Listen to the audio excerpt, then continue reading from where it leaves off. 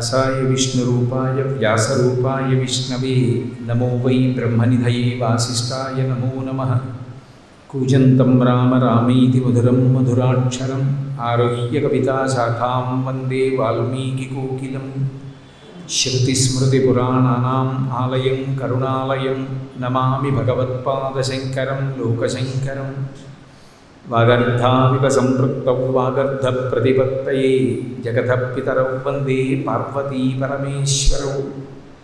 सूक्तिं समग्रयितुं स्वयमेव लक्ष्मीः श्रीरङ्गराजमहिषीमधुरैः कटाक्षैः वैदग्ध्यवर्णकुडकुम्भनगौरवैर्यां कण्डूलकर्णकुहराः कवयोधयन्ति। हैमोर्ध्वपुण्ड्रवजहन्मकुटं सुनासं मन्दस्मितं मकरकुण्डलचारुगण्डं बिम्बाधरं बहुलदीर्घकृपाकटाक्षं श्रीवेङ्कटेशमुखमात्मनिसन्निधत्तां। विमलपटी कमलकुटी पुस्तकरुद्राक्षसस्तहस्तपुटी कामाक्षी पक्ष्मलाक्षी कलितविपञ्ची विभासि वैरिञ्ची। मनोजवं मरुततुल्यवेगं जितेन्द्रियं बुद्धिमतां वरिष्ठं वातात्मजं वनरयूथमुख्यं श्रीरामदूतं शिरसा नमामि। आपदामपहर्तारं दातारं सर्वसम्पदां लोकाभिरामं श्रीरामं भूयो भूयो नमाम्यहम्। हरिः ओं। परमेश्वरस्वरूपैన సభకి నమస్కారం। దశావతారములు ఈ విషయం మీద ఒక వారం రోజుల పాటు చర్చ చేయాలి అని పెద్దల యొక్క సంకల్పం. అవతారము అన్న మాటని కొంచెం జాగ్రత్తగా అర్థం చేసుకోగలిగితే అసలు పరమేశ్వరుడు అవతారములు ఎందుకు స్వీకరిస్తాడు, అందులో దశావతారములోని 10 అవతారములు మళ్ళీ చాలా విశేషమైన ప్రశస్తిని ఎందుకు పొందాయి అన్న విషయం మీద మనకి ఒక సమగ్రమైనటువంటి అభిప్రాయం ఏర్పడుతుంది. తార అన్న మాటకి వ్యతిరేక పదము అవతార. తార అంటే కేవలం నక్షత్రము అని కాదు. మనకి తార అన్న మాటకు అర్థం ఏంటంటే ముత్యము ఎంత నైర్మల్యంతో ఉంటుందో, ఎంత నిర్మలంగా ఉంటుందో, ఎంత మలినము లేనటువంటి శుద్ధమైనదై ఉంటుందో అంత శుద్ధమైనది అని ఒక అర్థం. రెండవది తరింపచేయునది కాబట్టి తార. తరింపచేయుట అన్న మాటని కొంచెం జాగ్రత్తగా అర్థం చేసుకోవాలి. తరించుట అంటే దాటిపోవుట అని అర్థం. దాటిపోవుట అంటే సాధారణంగా ఒక ఏరు అడ్డంగా ప్రవహిస్తుంది అనుకోండి, యువతల వైపు నుంచి అవతల వైపుకు వెళ్ళిపోతే దాటిపోయాడండి అంటారు. ఆ దాటిపోవడం అనేటటువంటి మాట నిజ జీవితంలో ఎక్కడ అన్వయం అవుతుంది అంటే సంసార సాగరమును తరించుట అని. సంసారం అనగా ఏమి అంటే జనన మరణ రూపమైనటువంటి చక్రము, దానికే సంసారం అని పేరు. సంసారము అంటే ఏదో భార్య బిడ్డలు ఆ లౌకికమైనటువంటి అర్థం స్వీకరించకూడదు. జనన మరణ చక్రమునందు చిక్కుకుని ఉండేటటువంటి ప్రక్రియకు జన్మ సంసారము అని పేరు. అటువంటి స్థితి నుండి తరించి ఆవలి ఒడ్డుకి చేరుకోవడం అంటే భగవంతుణ్ణి చేరుకోవడం. ఇక మళ్ళీ పుట్టవలసినటువంటి అవసరం ఉండదు. అదే చిట్ట చివరిసారి శరీరాన్ని విడిచిపెట్టడం. అలా విడిచిపెట్టాలి అంటే అది 84 లక్షల జీవరాశులలో ఇక ఎవ్వరికీ సాధ్యం కాదు. అది ఒక్క మనుష్య ప్రాణికే సాధ్యం. ఎందువల్ల సాధ్యం అంటే అలా దాటి వెళ్ళడానికి కావలసినటువంటి తెప్ప ఒకటి అవసరం. తరించుట దాటుట అన్నప్పుడు మధ్యలో ప్రవాహం అడ్డుంది అని. ప్రవాహము అంటే దానికి ఎడతెరిపి లేనిది జనన మరణ చక్రం. పునరపి జననం పునరపి మరణం పునరపి జననీ జఠరే శైలం దిహ సంసారే బహుదుస్తారే కృపయాపారే పాహిమురారే అంటారు భజగోవిందంలో. అటువంటి ఆ ప్రవాహం అడ్డొచ్చినప్పుడు దాటాలి అంటే ఒక పడవ దగ్గర ఉండాలి. ఆ పడవ దగ్గర ఉండడం ఒక ఎత్తు, పడవ దగ్గర ఉన్నా కూడా పడవని భోగము కోసం వాడుకుని ఆ ఏటిని దాటడానికి ఇష్టపడకుండా ఉండిపోయేటటువంటి మోహబుద్ధి ఒక ఎత్తు. మీరు కొంచెం జాగ్రత్తగా అర్థం చేసుకోగలిగితే కొంతమంది ఏటికి ఆవలి ఒడ్డున ఆడుకుంటున్నారు. చీకటి పడుతోంది, ఇక ప్రదోష వేళ అవుతోంది. ఎవరో ఒక ఆయన వచ్చి అన్నాడు, ఏటికి ఎగువన బ్రహ్మాండమైనటువంటి వర్షం పడింది, చాలా పెద్ద వరద వస్తోంది, మీరు తొందరగా ఈ ఏటిని దాటి ఆవలి ఒడ్డుకు వెళ్ళిపోతే సురక్షితంగా గ్రామాన్ని చేరిపోతారు. మీరు కానీ తొందరగా దాటకపోతే మీరు ఇక రాత్రి అయిపోతుంది, మీకు దారి తెలియదు, ప్రవాహం ఇటువైపుకే వచ్చేస్తుంది పల్లం కాబట్టి, అప్పుడు మీరు ఆ ప్రవాహంలో కొట్టుకుపోతారు. కాబట్టి తొందరగా దాటేసేయండి అన్నాడు. ఇప్పుడు తొందరగా దాటేసేయండి అన్నప్పుడు వాళ్ళకున్న ఉపకరణాన్ని వాళ్ళు వాడుకోవాలి. ఆ పడవ పట్టుకుని ఆ పడవ ఎక్కి వాళ్ళు ఆ ఏటిని దాటి ఆవలి ఒడ్డుకు వెళ్ళిపోవాలి. పడవ ఉన్నా కూడా ఆ పడవను అక్కడే పెట్టి ఆయన అలాగే చెప్తాడు, మనం ఆడుకుందాంలే అన్నాడు అనుకోండి, ఆటల అనబడేటటువంటి మోహమునందు వాళ్ళు చిక్కి ఉండగా ప్రవాహం మాత్రం వచ్చేస్తుంది. వచ్చేసిన ప్రవాహంలో ఇప్పుడు పడవలు కూడా కొట్టుకెళ్ళిపోతాయి. పడవలు కొట్టుకెళ్ళిపోయిన తర్వాత ఇక నిరాధారం, ఇక దాటడానికి ఏమి ఉండదు, అవకాశం ఉండదు. ఇక ఈత రావడం అది పక్కన పెట్టేసేయండి. లౌకికంగా పడవ ఉపకరణం, ఆ ఉపకరణం కొట్టుకుపోయిన తర్వాత ఇంకేం చేయలేడు. అలాగే సాంసారిక జీవనమును ఊహ చేసినప్పుడు వేదాంతంలో ఆ ఏటిని దాటడానికి ఇవ్వబడినటువంటి గొప్ప పడవ ఏది అంటే శరీరం. శరీరమే పెట్టుబడి. వ్యాపారస్తుడు ఏదైనా ఒక వ్యాపారం చేసేటప్పుడు ముందు తన దగ్గర దాచుకున్నటువంటి ద్రవ్యాన్ని పెట్టుబడిగా పెట్టి వ్యాపారం చేసి బాగా లాభాన్ని సంపాదించుకున్నట్లే పరమేశ్వరుణ్ణి చేరడానికి ఇచ్చినటువంటి గొప్ప ఉపకరణం ఏది అంటే మనుష్యునకు మనుష్య శరీరమే. మిగిలిన శరీరాలు అలా పనికిరావు. మిగిలిన శరీరాలన్నీ దేనికి పనికొస్తాయంటే పాపపుణ్యములను అనుభవిస్తాయి అంతే, భగవంతుణ్ణి చేరడానికి ఉపకరించవు. ఇప్పుడు సూర్యకళామందిరంలో దశావతార వైభవం ఉపన్యాసం జరుగుతోంది అన్నారనుకోండి, ఏ కారణానికి ఇందులోకి వచ్చి కూర్చోండి, బయట వర్షం పడుతోందని లోపలికి వచ్చి ఒక ఆయన కూర్చున్నాడు, ఆయన దశావతార వైభవం విందానికి వచ్చిన వాడు కాదు, బయట హోర్న వాన వస్తోందని లోపలికి వచ్చాడు. అయినా ఆయన ఏమనుకో, కూర్చోండి అంటారు. ఆయన ఏ కారణానికి వచ్చాడు అనవసరం. అదే ఓ కుక్క లోపలికి వచ్చిందనుకోండి, బయటికి తరిమేస్తాడు. అంటే ఉపాధి ఎందు దోషం, కేవలము మనుష్య ఉపాధి మాత్రమే ఆ సంసారం అనేటటువంటి ప్రవాహాన్ని దాటడానికి ఉపకరిస్తుంది. ఎందుచేత ఈ శరీరం లోపల ఉన్న బుద్ధితో భగవంతుణ్ణి తెలుసుకుని ఆ భగవంతుడికి సంబంధించినటువంటి కర్మలు భక్తితో చేసి ఆ భక్తితో చేసిన కర్మల వలన ప్రీతి పొందిన భగవంతుని యొక్క అనుగ్రహము చేత కలిగినటువంటి జ్ఞానము వలన మళ్ళీ పుట్టవలసిన అవసరం లేనటువంటి మోక్షస్థితిని పొందవచ్చు. అది ఇతరమైనటువంటి ఉపాధులకు పనికిరాదు. కాబట్టి తరింపచేసేటటువంటిదేదో దాన్ని తార అని పిలుస్తారు. ఇప్పుడు తరింపచేసేది ఏది ప్రపంచంలో అంటే భగవంతుడి నుండి విడిపోయిన వాడు మళ్ళీ భగవంతుడిలోకి కలిసిపోవడమే, లేదా తాను ఆత్మ అని ఎరుకలోకి రావడమే తరించడం. ఈ తరించేటట్టు చేయగలిగిన వాడు ఎవరంటే పరమేశ్వరుడు ఒక్కడే. అందుకని తారా శబ్దం ఎవరికి అన్వయం అవుతుంది అంటే భగవంతుడికి ఒక్కడికే అన్వయం అవుతుంది. ఇప్పుడు ఆ భగవంతుడు ఎవరు అని నన్ను అడిగారనుకోండి, మీరు భగవంతుడు ఎక్కడుంటాడు, ఏం చేస్తూ ఉంటాడు, ఆయన రూపం ఏమిటి, అసలు ఆయన ఏ రూపంతో ఉంటాడు అని నన్ను అడిగారనుకోండి, నేను మీతో బోలెడని శ్లోకాలను మనవి చేసి ఆయన మెడలో పాములు వేసుకుంటాడు, ఆయన చంద్రవంక ధరిస్తాడు, ఆయన పెద్ద జటాజూటంతో ఉంటాడు అన్నాను అనుకోండి, మీరు వెంటనే శివస్వరూపం అంటారు. నేను కాదు పచ్చటి పట్టుపుట్టం కట్టుకుంటాడు, మెడలో వనమాల వేసుకుంటాడు, ఆయన శంఖచక్ర గదా పద్మములను పట్టుకుని ఉంటాడు, నీలమేఘశ్యాముడై ఉంటాడన్నాను అనుకోండి, మీరు విష్ణువు అంటారు. నేను ఇలా ఏ రూపం గురించినటువంటి శ్లోకాన్ని వివరణ చేస్తే ఆ రూపము భగవంతుడు అంటారు. ఇన్ని రూపాలు భగవంతుడికి ఉంటాయా? ఇన్ని రూపాలలో ఏదో ఒక రూపం భగవంతుడా? అసలు భగవంతుడికి రూపం లేదు కాబట్టి ఇన్ని రూపాలు పొందుతూ ఉంటాడా? ఏది నిజం? తార అవతార ఈ రెండు వ్యతిరేక పదాలు అయితే, తార అంటే పైన ఉన్నది అని, అందుకే సంగీతం పాడేటటువంటి వాళ్ళు తారస్థాయిలో పాడారండి అంటారు. తారస్థాయి అంటే పైన స్థాయి అని. పైన అంటే ఎంత పైన అంటే దాని యొక్క వెలుతురు తప్ప దాని రూపాన్ని స్పష్టంగా మాంసనేత్రము చూడలేదు అంత పైకి ఉంటే తార. నేను ఇంకా మీకు స్పష్టంగా చెప్పాలంటే నక్షత్రం భూమి కన్నా కూడా కొన్ని లక్షల రెట్లు పెద్దది. అది స్వయం ప్రకాశకం. కానీ అది ఎలా ఉందో అలా కనపడుతుందా మాంసనేత్రానికి? కనపడదు. నా చూపుడు వేలు ఇలా అడ్డు పెడితే ఆ చుక్క నా చూపుడు వేలి చివరి భాగం అంతా ఉన్నట్టుగా మిణుకుమన్నట్టుగా ఉంటుంది.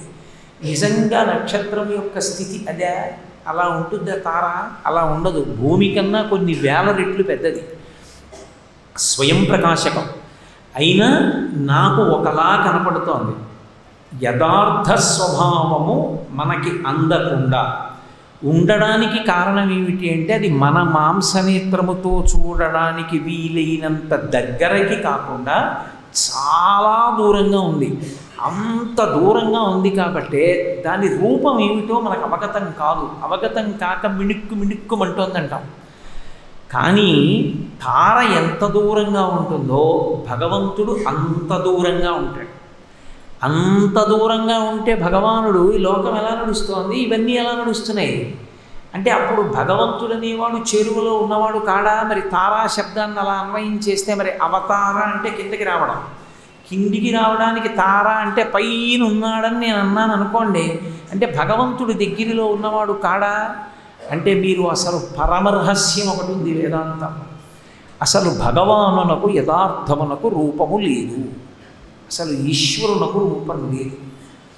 ఈశ్వరునకు రూపము లేదు, ఈశ్వరునకు గుణము లేదు. ఈ రెండు లేవు ఈశ్వరుడికి. అందుకే పోతన గారు భాగవతం చేస్తూ స్త్రీ పురుష నపుంసక మూర్తియును కాక తిర్యక్ అమర నరాది మూర్తియును కాక కర్మ గుణ భేద సదస ప్రకాశి కాక వెనుక నందియుతానగు విభుతలంతు అంటారు. ఆయన స్త్రీ కాదు, పురుషుడు కాడు, నపుంసకుడు కాడు, కర్మ కాడు, ఏమీ కాదు. ఆయన ఒక ప్రకాశం, ఒక వెలుతురు ముద్ద. నీవారస్సూకవత్తన్వి పీతాభాస్వత్యనూపమా అంటుంది వేదం. ఆ బొడ్డుగింజ చివరి భాగం మొన గీరుకుంటే శరీరానికి ఎలా ఉంటుందో అందులో మళ్ళీ ఉన్నటువంటి సహస్రాంశమై వెలుగొందుతుంటాడు. ఇక్కడే అధోముఖంగా ఉన్నటువంటి హృదయ పద్మము యొక్క చివరి భాగంలో ప్రకాశిస్తూ ఉంటాడు. ఆయన కాంతి పైకి కిందకి పక్కలకి కొడుతూ ఉంటుంది. ఆ వెలుతురే అంతటా ప్రసరిస్తూ ఉంటుంది. ఆత్మజ్యోతి అయి వెలుగుతూ ఉంటుంది. దాని కాంతి ఇంద్రియాల మీద పడితే ఇంద్రియాలు పనిచేస్తూ ఉంటాయి.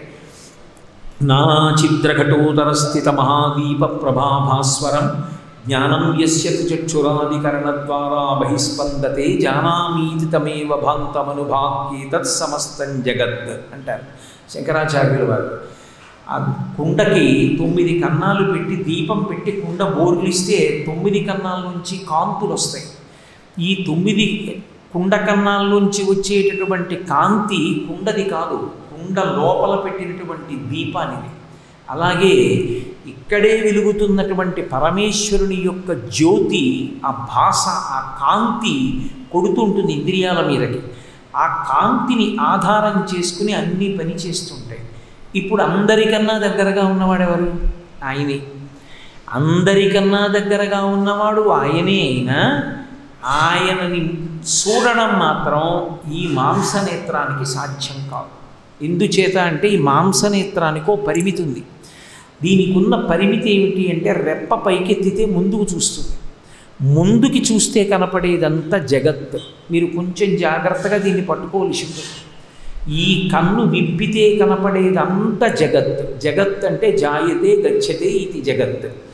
వచ్చి వెళ్ళిపోయేదంతా కూడా జగత్ అంటారు. అంటే శాశ్వతమైనది కాదు. శాశ్వతమైనది కానిదంతటినీ కూడా ఈ కన్ను చూస్తుంది. మరి ఈశ్వరుణ్ణి చూడాలంటే ఈ కన్ను మూతపడి లోపలికి ప్రయాణం చెయ్యాలి. అంతర్ముఖ సమారాధ్య బహిర్ముఖ సుదుర్లభ. హనుమ లంకలో కెడితే సీతమ్మ కనపడింది అంటే సుందరకాండ పారాయణకాండ అందుకైంది. ఈ లోపలికి వెడితే ఇక్కడ ఆత్మదర్శనం, లోచూపు ధ్యానంలో లోపలికి వెళ్ళాలి. లోపలికి వెడితే ఇంద్రియాలన్నింటినీ వెనక్కి ఉపసంహారం చేస్తే అక్కడ ఆత్మని దర్శనం చేసి తాను ఆత్మగా నిలబడతాడు. ఆత్మ దర్శనం చేయడానికి ఆత్మ వేరు కాదు, తాను ఆత్మగా జ్ఞానమును పొందుతాడు. అదిగో అటువంటి పరమాత్మ యొక్క యథార్థ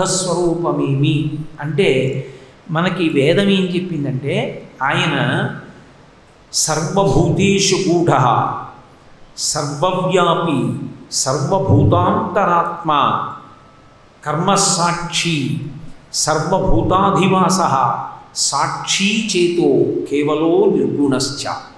అసలు భగవంతుని యొక్క స్వరూపమేమి అన్నదానికి వేదం ఏం చెప్పిందంటే ఆయన సర్వభూతాధివాసః సర్వభూతేషు గూఢః, పైకి కనపడకుండా లోపల సమస్త భూతముల యందు సమస్త ప్రాణుల యందు కాంతిపుంజమై ఉంటుంటాడు.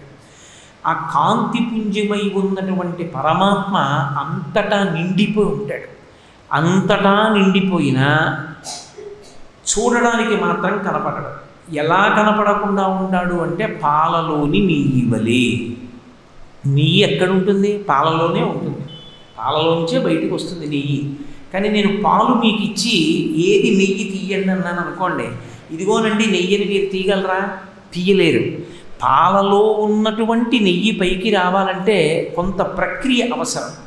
ఆ పాలని కాచాలి, వాటిని తోడు పెట్టాలి. తోడు పెట్టిన తర్వాత కదపకూడదు, అలాగే ఉంచాలి. తోడు పెట్టి కదిపితే తోడుకోదు, అలా కొంతసేపు వదిలేయాలి.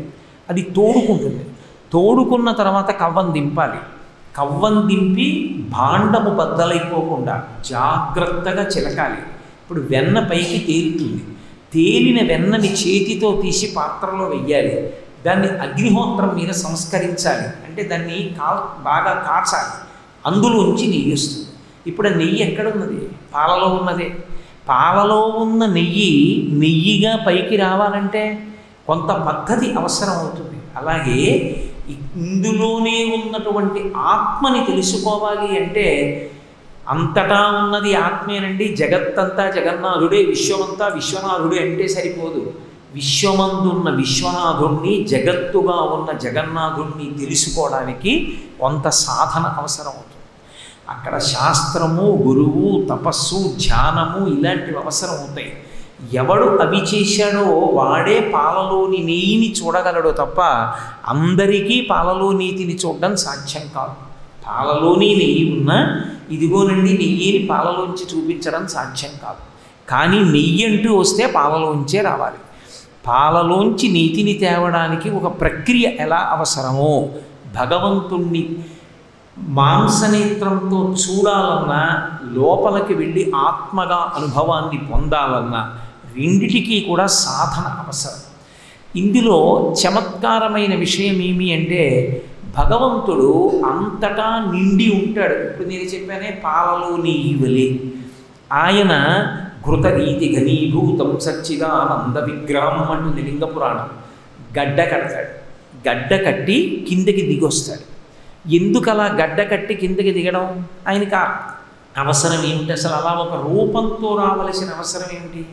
అలా ఒక రూపం పుచ్చుకొని వచ్చాడు అనుకోండి, మాంసనేత్రానికి దొరుకుతాడు. ఈ మాంసనేత్రానికి ఎదురుగుండా వచ్చి నించుంటాడు. అప్పుడు ఈ కంటితో చూడొచ్చు ఆయన్ని.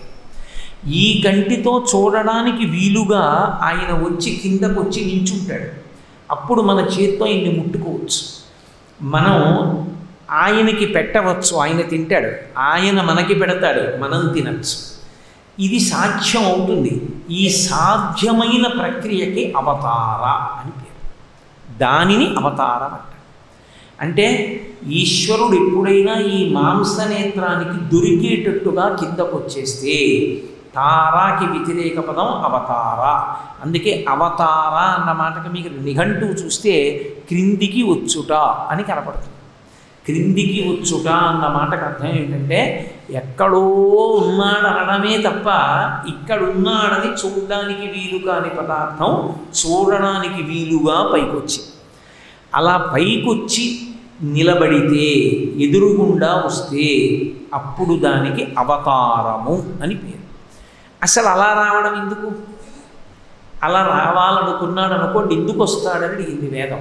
అజాయమానో బహుధా విజాయతే అంది. అంటే అసలు ఆయనకి అలా పుట్టవలసిన అవసరం లేదు, ఆయనకి రావలసిన అవసరం లేనే లేదు. మరి ఎందుకు వస్తాడు అంటే మనందరం పుట్టట్లేదా? అలా ఆయన పుట్టడు. మనం ఎందుకు పుడతామంటే మీరు కొంచెం జాగ్రత్తగా గమనిస్తే భగవంతుడు ఈ శరీరాన్ని ఎందుకు ఇస్తాడు అంటే కేవలం పాపం అనుభవించరా అన్నారు అనుకోండి, డెసిపోతాడు, అనుభవించలేడు. ఈ శరీరాన్ని పడగొట్టే ప్రయత్నం చేస్తాడు. అన్నీ కష్టాలన్నీ రండి, దిక్కుమాలిన బతుకు ఉండనండి నేనంటాడు.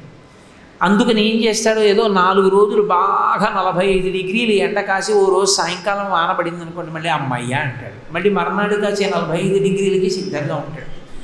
చూడండి, కొన్ని చోట్ల నిజం చెప్పడానికి బాగా పుట్టి కాసిన మంచినీళ్ళు ఇస్తుంటారు. అలా భగవంతుడు ఏం చేస్తాడంటే, చేసిన పాపాన్ని పుణ్యాన్ని అనుభవింపచేయడానికి ఒక ఉపకరణం కావాలి. ఆ ఉపకరణం లేకపోతే అనుభవించడం కుదరదు. పాపము పుణ్యము మానసికముగా అనుభవింపబడవు. ముందు ఈ సిద్ధాంతం బాగా ఇరుకలో ఉండాలి. చాలామంది మాట అంటుంటారు, ఏమిటోనండి భగవంతుడు అంత నమ్మేం, మాకు కష్టం వచ్చిందండి అంటారు. కష్టం వస్తుంది, రాకుండా ఉంటే మనుష్య శరీరం ఎందుకు? మనుష్య శరీరం ఉంది అంటే కష్టం వచ్చి తీరుతుంది. ఎందుకు వస్తుంది అంటే, ఇందులో ఉన్నాడు అంటే గుర్తు ఏమిటంటే, గతంలో చేసుకున్న పాపాన్ని పుణ్యాన్ని కూడా అనుభవించడానికి ఇందులోకి వస్తాడు. కొన్నాళ్ళు సుఖం, కొన్నాళ్ళు దుఃఖం. ఒక రోజులోని పొద్దున్నేదో సంతోషం, మధ్యాహ్నం ఏదో బాధ, సాయంకాలం ఏదో మళ్ళీ సంతోషం, మార్చి మార్చి మార్చి మార్చి అనుభవిస్తాడు. ఈ అనుభవించడానికి ఈశ్వరుడు ఇచ్చేటటువంటి ఉపకరణం శరీరం. మళ్ళీ ఈ శరీరాన్ని పెట్టుబడి పెట్టాడు అనుకోండి, దీంతో ఈశ్వర సేవ చేయడం మొదలుపెట్టాడు అనుకోండి, ఈశ్వరుణ్ణి చేరుకోవడానికి జీవుడికి ఉపకరణం. అందుకే శరీరము తెప్ప, దీన్ని సాధనం చేసుకుంటాడు. ఇందులో భగవంతుడి కిందికి దిగి వచ్చేటటువంటి ప్రక్రియ దేని కొరకు వస్తుంది అంటే, కేవలము పరమ భాగవతోత్తములైనటువంటి వారి కోరిక తీర్చడానికి వస్తారు. అది అసలు ప్రధాన కారణం. సనాతన ధర్మంలో ఈశ్వరుడికి ఎందుకు ఇన్ని రూపాలు ఉంటాయి అని అనుమానం చాలామందికి. ఏదో కొన్ని విశ్వాసాల్లో ఒక్కడే ఉంటాడండి, ఏదో మనకే ఇంతమంది దేవుళ్ళు, ఇన్ని గుళ్ళు, ఇంత గొడవను, ఎందుకంటే ఇంతమంది మనకి ఒకడు ఉంటే సరిపోదా అంటుంటారు. ఉన్నదొక్కడే, ఏకో దేవః, ఒక్కడే ఈశ్వరుడు. ఆ ఒక్క ఈశ్వరుడు ఎందుకు ఇన్ని రూపములను పొందాడు అంటే, అంతమంది భాగవతోత్తములు వచ్చారు. పరమ భాగవతోత్తములైనటువంటి వారు, భగవంతుని యందు అపారమైనటువంటి భక్తి కలిగినటువంటి వారు, మేము ఈశ్వరుణ్ణి ఈ కంటితో చూడడానికి వీలుగా ఈ రూపం పొందాలని అడిగారు. ఒక ఆయనకు ఒక సరదా, చిలక రూపంలో రావాలని వచ్చాడు. ఒక ఆయనకి గుర్రం రూపంలో రావాలని సరదా, గుర్రం రూపంలో వచ్చాడు. ఒక ఆయనకి అది కాదు, ఆడదానిగా రావాలని సరదా, తల్లిగా వచ్చాడు. ఒక ఆయనకి శంఖచక్ర గదాపద్మాలు పట్టుకుని రావాలని సరదా, అలా వచ్చాడు. ఒక ఆయనకి చంద్రరేఖ తల మీద ఉంటే సరదా, అలా వస్తాడు. ఎన్ని రకాలుగానైనా వస్తాడు, అసలంటూ ఉన్నాడు కాబట్టి. అసలు ఆ పదార్థం ఉంటే అది ఎన్ని రూపాలైనా పొందగలదు. ఆ పదార్థమే లేదనుకోండి, అన్ని రూపాలు ఎక్కడి నుంచి పొందుతుంది? భాగవతుల మాట కాదనలేడు. అది భక్తి యొక్క గొప్పతనం. పరమ భక్తులైనటువంటి వారు ఎలా కావాలని అడుగుతారో అలా ఆయన పుడతాడు. మనం పుట్టాము అంటే శరీరాన్ని పొందడం ఎందుకు అంటే పాపపుణ్యాలు అనుభవించడానికి. అందుకే మీరు చూడండి, అన్ని మనుష్య ఉపాధులైన ఒక్కొక్క ఉపాధి చాలా కష్టాలు పడుతూ ఉంటారు. ఒక్కొక్క మనుష్యుడు ఎన్నో కష్టాలే, జీవితం అంతా కష్టాలే పడుతుంటారు. నాకు చాలామంది ఉత్తరాలు రాస్తుంటారు. ఆ ఉత్తరాలు చదివితే నిజంగా ఒక్కొక్క రోజు ఒక్కొక్క ఉత్తరం చదివితే చాలా బాధేస్తుంది కూడా. మరి ఏంట్రా మరి ఇన్ని కష్టాలు అనిపిస్తుంది. అన్ని కష్టాలు రాస్తే నేనే ఓసారి వేదాంతం తలుచుకుని నమస్కారం పెడుతుంటాను. ఒక్కొక్కరు అన్ని కష్టాల కోసం పుట్టారా అనిపిస్తుంది. ఒక్కొక్కరు పుట్టుక నుంచి సుఖాలు అనుభవిస్తారు, ఎక్కడో చిన్ని కష్టాలు అనుభవించి ఎక్కువ సుఖాలు అనుభవిస్తారు. ఎందుకని అంటే గతంలో చేసుకున్నటువంటి పాపపుణ్యాలే అనుభవంలోకి వస్తాయి. వచ్చినప్పుడు ఒకడు ఎక్కువ అనుభవిస్తాడు, ఒకడు తక్కువ అనుభవిస్తాడు. కానీ పరమేశ్వరుడు అలా అనుభవించడానికి ఆయనకి కర్మ లేదు, పాపం లేదు, పుణ్యం లేదు. మరి ఎందుకు రావడం ఏ శరీరంతో అంటే ఆయనే చెప్పాడు ఎందుకు రావాలో. పరిత్రాణాయ సాధూనాం వినాశాయ చ దుష్కృతాం ధర్మ సంస్థాపనార్థాయ సంభవామి యుగే యుగే. నేను 3 కారణాలకు వస్తానని చెప్పాడు. పరమ భాగవతోత్తములైనటువంటి వారు భగవంతుడు ఈ రూపంలో నాకు కనపడాలి అని కోరుకుంటే వాళ్ళ మాట కాదనలేక వాళ్ళు కోరుకున్న కోరిక తీర్చడానికి నేను వాళ్ళ కడుపున పుట్టడానికి కూడా కిందకు వచ్చేస్తుంటాను. అందుకే ఒక్కొక్కనాడు దక్ష ప్రజాపతి కోరుకుంటే దాక్షాయిణిగా వచ్చింది, హిమవంతుడు కోరుకుంటే హైమవతిగా వచ్చింది, భృగువు కోరుకుంటే భార్గవి అన్న పేరుతో వచ్చింది. ఒక్కొక్క రోజున దశరథ మహారాజు గారు కోరుకుంటే రామచంద్రమూర్తిగా వచ్చాడు. ఒకనాడు కశ్యప ప్రజాపతి కోరుకుంటే వామనమూర్తిగా వచ్చాడు. పరమ భాగవతోత్తములైనటువంటి వారి కోరిక తీర్చడానికి వాళ్ళ కడుపున కొడుకుగా వస్తాడు, వాళ్ళ కడుపున కూతురుగా వస్తాడు, వాళ్ళ ఇంట్లో పనిచేసేటటువంటి పనివాడిగా వస్తాడు. పుండరీకుడు, ఆ పాండురంగడు మహానుభావుడు చాలామందికి వేణీళ్లు తెచ్చిపెట్టేటటువంటి వాడిగా కూడా పాలేరుగా వచ్చాడు. కొంతమందికి పాండురంగ స్వామి వచ్చాడు అంటే ఒకటే కారణం, భక్తికి వశుడవుతాడు. అది ఈశ్వరుని యొక్క సిద్ధాంతం. పరమ ప్రేమకి భక్తికి ఆయన కట్టుబడిపోతాడు. ఆ భక్తి ఎక్కడ ఉందో అక్కడ ఘృతరీతి ఘనీభూతం సచ్చిదానంద విగ్రహం తోడుకుంటాడు. నెయ్యి తీసినప్పుడు అగ్నిహోత్రం కారణం, అగ్ని మీద పెడితే కానీ నెయ్యి రాదు, వెన్న కరిగితే తప్ప. అదే నెయ్యి పేరుకోవడానికి కారణం చల్లతనం. బాగా పలచగా ఉన్న నీతిని మీరు చల్లగా ఉన్న చోట పెట్టారనుకోండి, గడ్డ కింద మళ్ళీ కట్టేస్తుంది. గిన్నెలా అన్నారనుకోండి పడదు. అభిషేకం చేసేటప్పుడు ఆ నీతి గిన్నె అక్కడ పెట్టుకుని ఏదో ఏసీ వేసుకుని పూజ గదిలో చాలాసేపు ఉంటే పూజ అంతా అయిపోయిన తర్వాత అభిషేకానికి నీతి గిన్నె ఎత్తితే పడది, గడ్డ కట్టేస్తుంది. ఘృతరీతి ఘనీభూతం, అంతటా నిండిపోయిన పరమాత్మ గడ్డ కడతాడు. దేనికి గడ్డ కట్టాడని అడిగారు. భక్తుని యొక్క చల్లతనాన్ని తట్టుకోలేదు. ఎక్కడదా శైత్యం అన్నారు. ఆయన మనసులోని ఆర్ద్రత, ఆయన భగవంతుడి గురించి పడేటటువంటి పరివేదన, ఆయన్ని చూడాలని పొందినటువంటి ఆతృతకి వశుడై గడ్డ కట్టి కిందకు వస్తాడు. అలా గడ్డ కడితే తప్ప కనపడడం. అందుకని కృతరీతి ఘనీభూతం సచ్చిదానంద విగ్రహం, సచ్చిదానంద విగ్రహమై ఆయన కిందకు వస్తాడు. ఆ వచ్చినటువంటి మూర్తి ఆయనకి కష్టము ఉండదు, ఆయనకి సుఖము ఉండదు, హేళ. కానీ అవతారము యొక్క ప్రయోజనాన్ని అపేక్షించి వస్తుంటాడు. అలా కిందకు వస్తే మరి మీరు చెప్పేటటువంటి ఉపన్యాసం దశావతారాలు అన్నారు కదా, దశావతారాలంటే ఖచ్చితంగా 10 సార్లే కిందకు వచ్చాడా, అంతకన్నా 11వ మాట కానీ 9వ మాట కానీ రాలేదా? 10 ఎందుకు? మరి 10 మాటలే కిందకు వచ్చిన విషయం మీరెందుకు తీసుకున్నారు? దశావతారాలు ఎందుకు అవుతుంది? మరి భగవంతుడి కిందకు వచ్చినవి ఎన్నున్నాయి రూపాలు?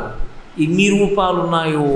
వేదోద్ధారణ మందరాభరణ వృద్ధి ధర్మ నిర్మాణ ప్రహ్లాదత్రాణ బలి ప్రతారణ రూపాహంకార నిర్వాపన వైదేహీ రమణ ధనంజయ జయ వ్యాపార పారీణ క్షోణీ దివ్యత్కరుణ తమోహరణ తండ్రి వెంకటేశ ప్రభో. వెంకటేశ్వరుడు కూడా కృతరీతి ఘనీభూతం సచ్చిదానంద విగ్రహం. ఆయన కూడా ఈ లోకంలో అవతరించినటువంటి వాడే సాక్షాత్ శ్రీమన్నారాయణుడు. ఆయనని కూడా ఎవరు తీసుకొచ్చి చెక్కి పెట్టిన విగ్రహం కాదది. నకృతం దైవ సంఘైశ్చ నకృతం విశ్వకర్మణ స్వేచ్ఛయా క్రీడతి తత్ర ఇచ్ఛారూపం విరాజిత అన్నాడు భవిష్యోత్తర పురాణంలో వ్యాసుడు. ఆయన అలా ఉండాలనుకున్నాడు. ఆయన ఒక్కసారి అలా మూర్తిగా మారిపోయాడు. అందుకే ఇప్పటికీ అభిషేకం చేస్తే చెమట పడుతుంది ఆయనకి. అంత అలా నిలబడినటువంటి స్వామి మరి వస్తే దశావతారాల్లో ఆయన పేరుందా? వెంకటేశ్వరుడి అవతారాన్ని దశావతారాల్లో చెప్తున్నామా? చెప్పట్లేదుగా. మరి అంటే వెంకటేశ్వరుడు వదిలిపెట్టి దశావతారాలు చెప్తే భగవంతుడు 10 మాటలే వచ్చాడని మీరు నిర్ధారణ చేస్తే తప్పు కదా. ఎన్నో మాటలు వచ్చాడు. ఒకసారి హంసావతారంగా వచ్చాడు. చెప్తారా మీరు ఇప్పుడు? చెప్పనగా నేను దశావతారాల్లో. మరి చెప్పకపోతే మీ చెప్పే ఉపన్యాసానికి శీర్షికే తప్పుగా. దశావతారాలు ఏంటి?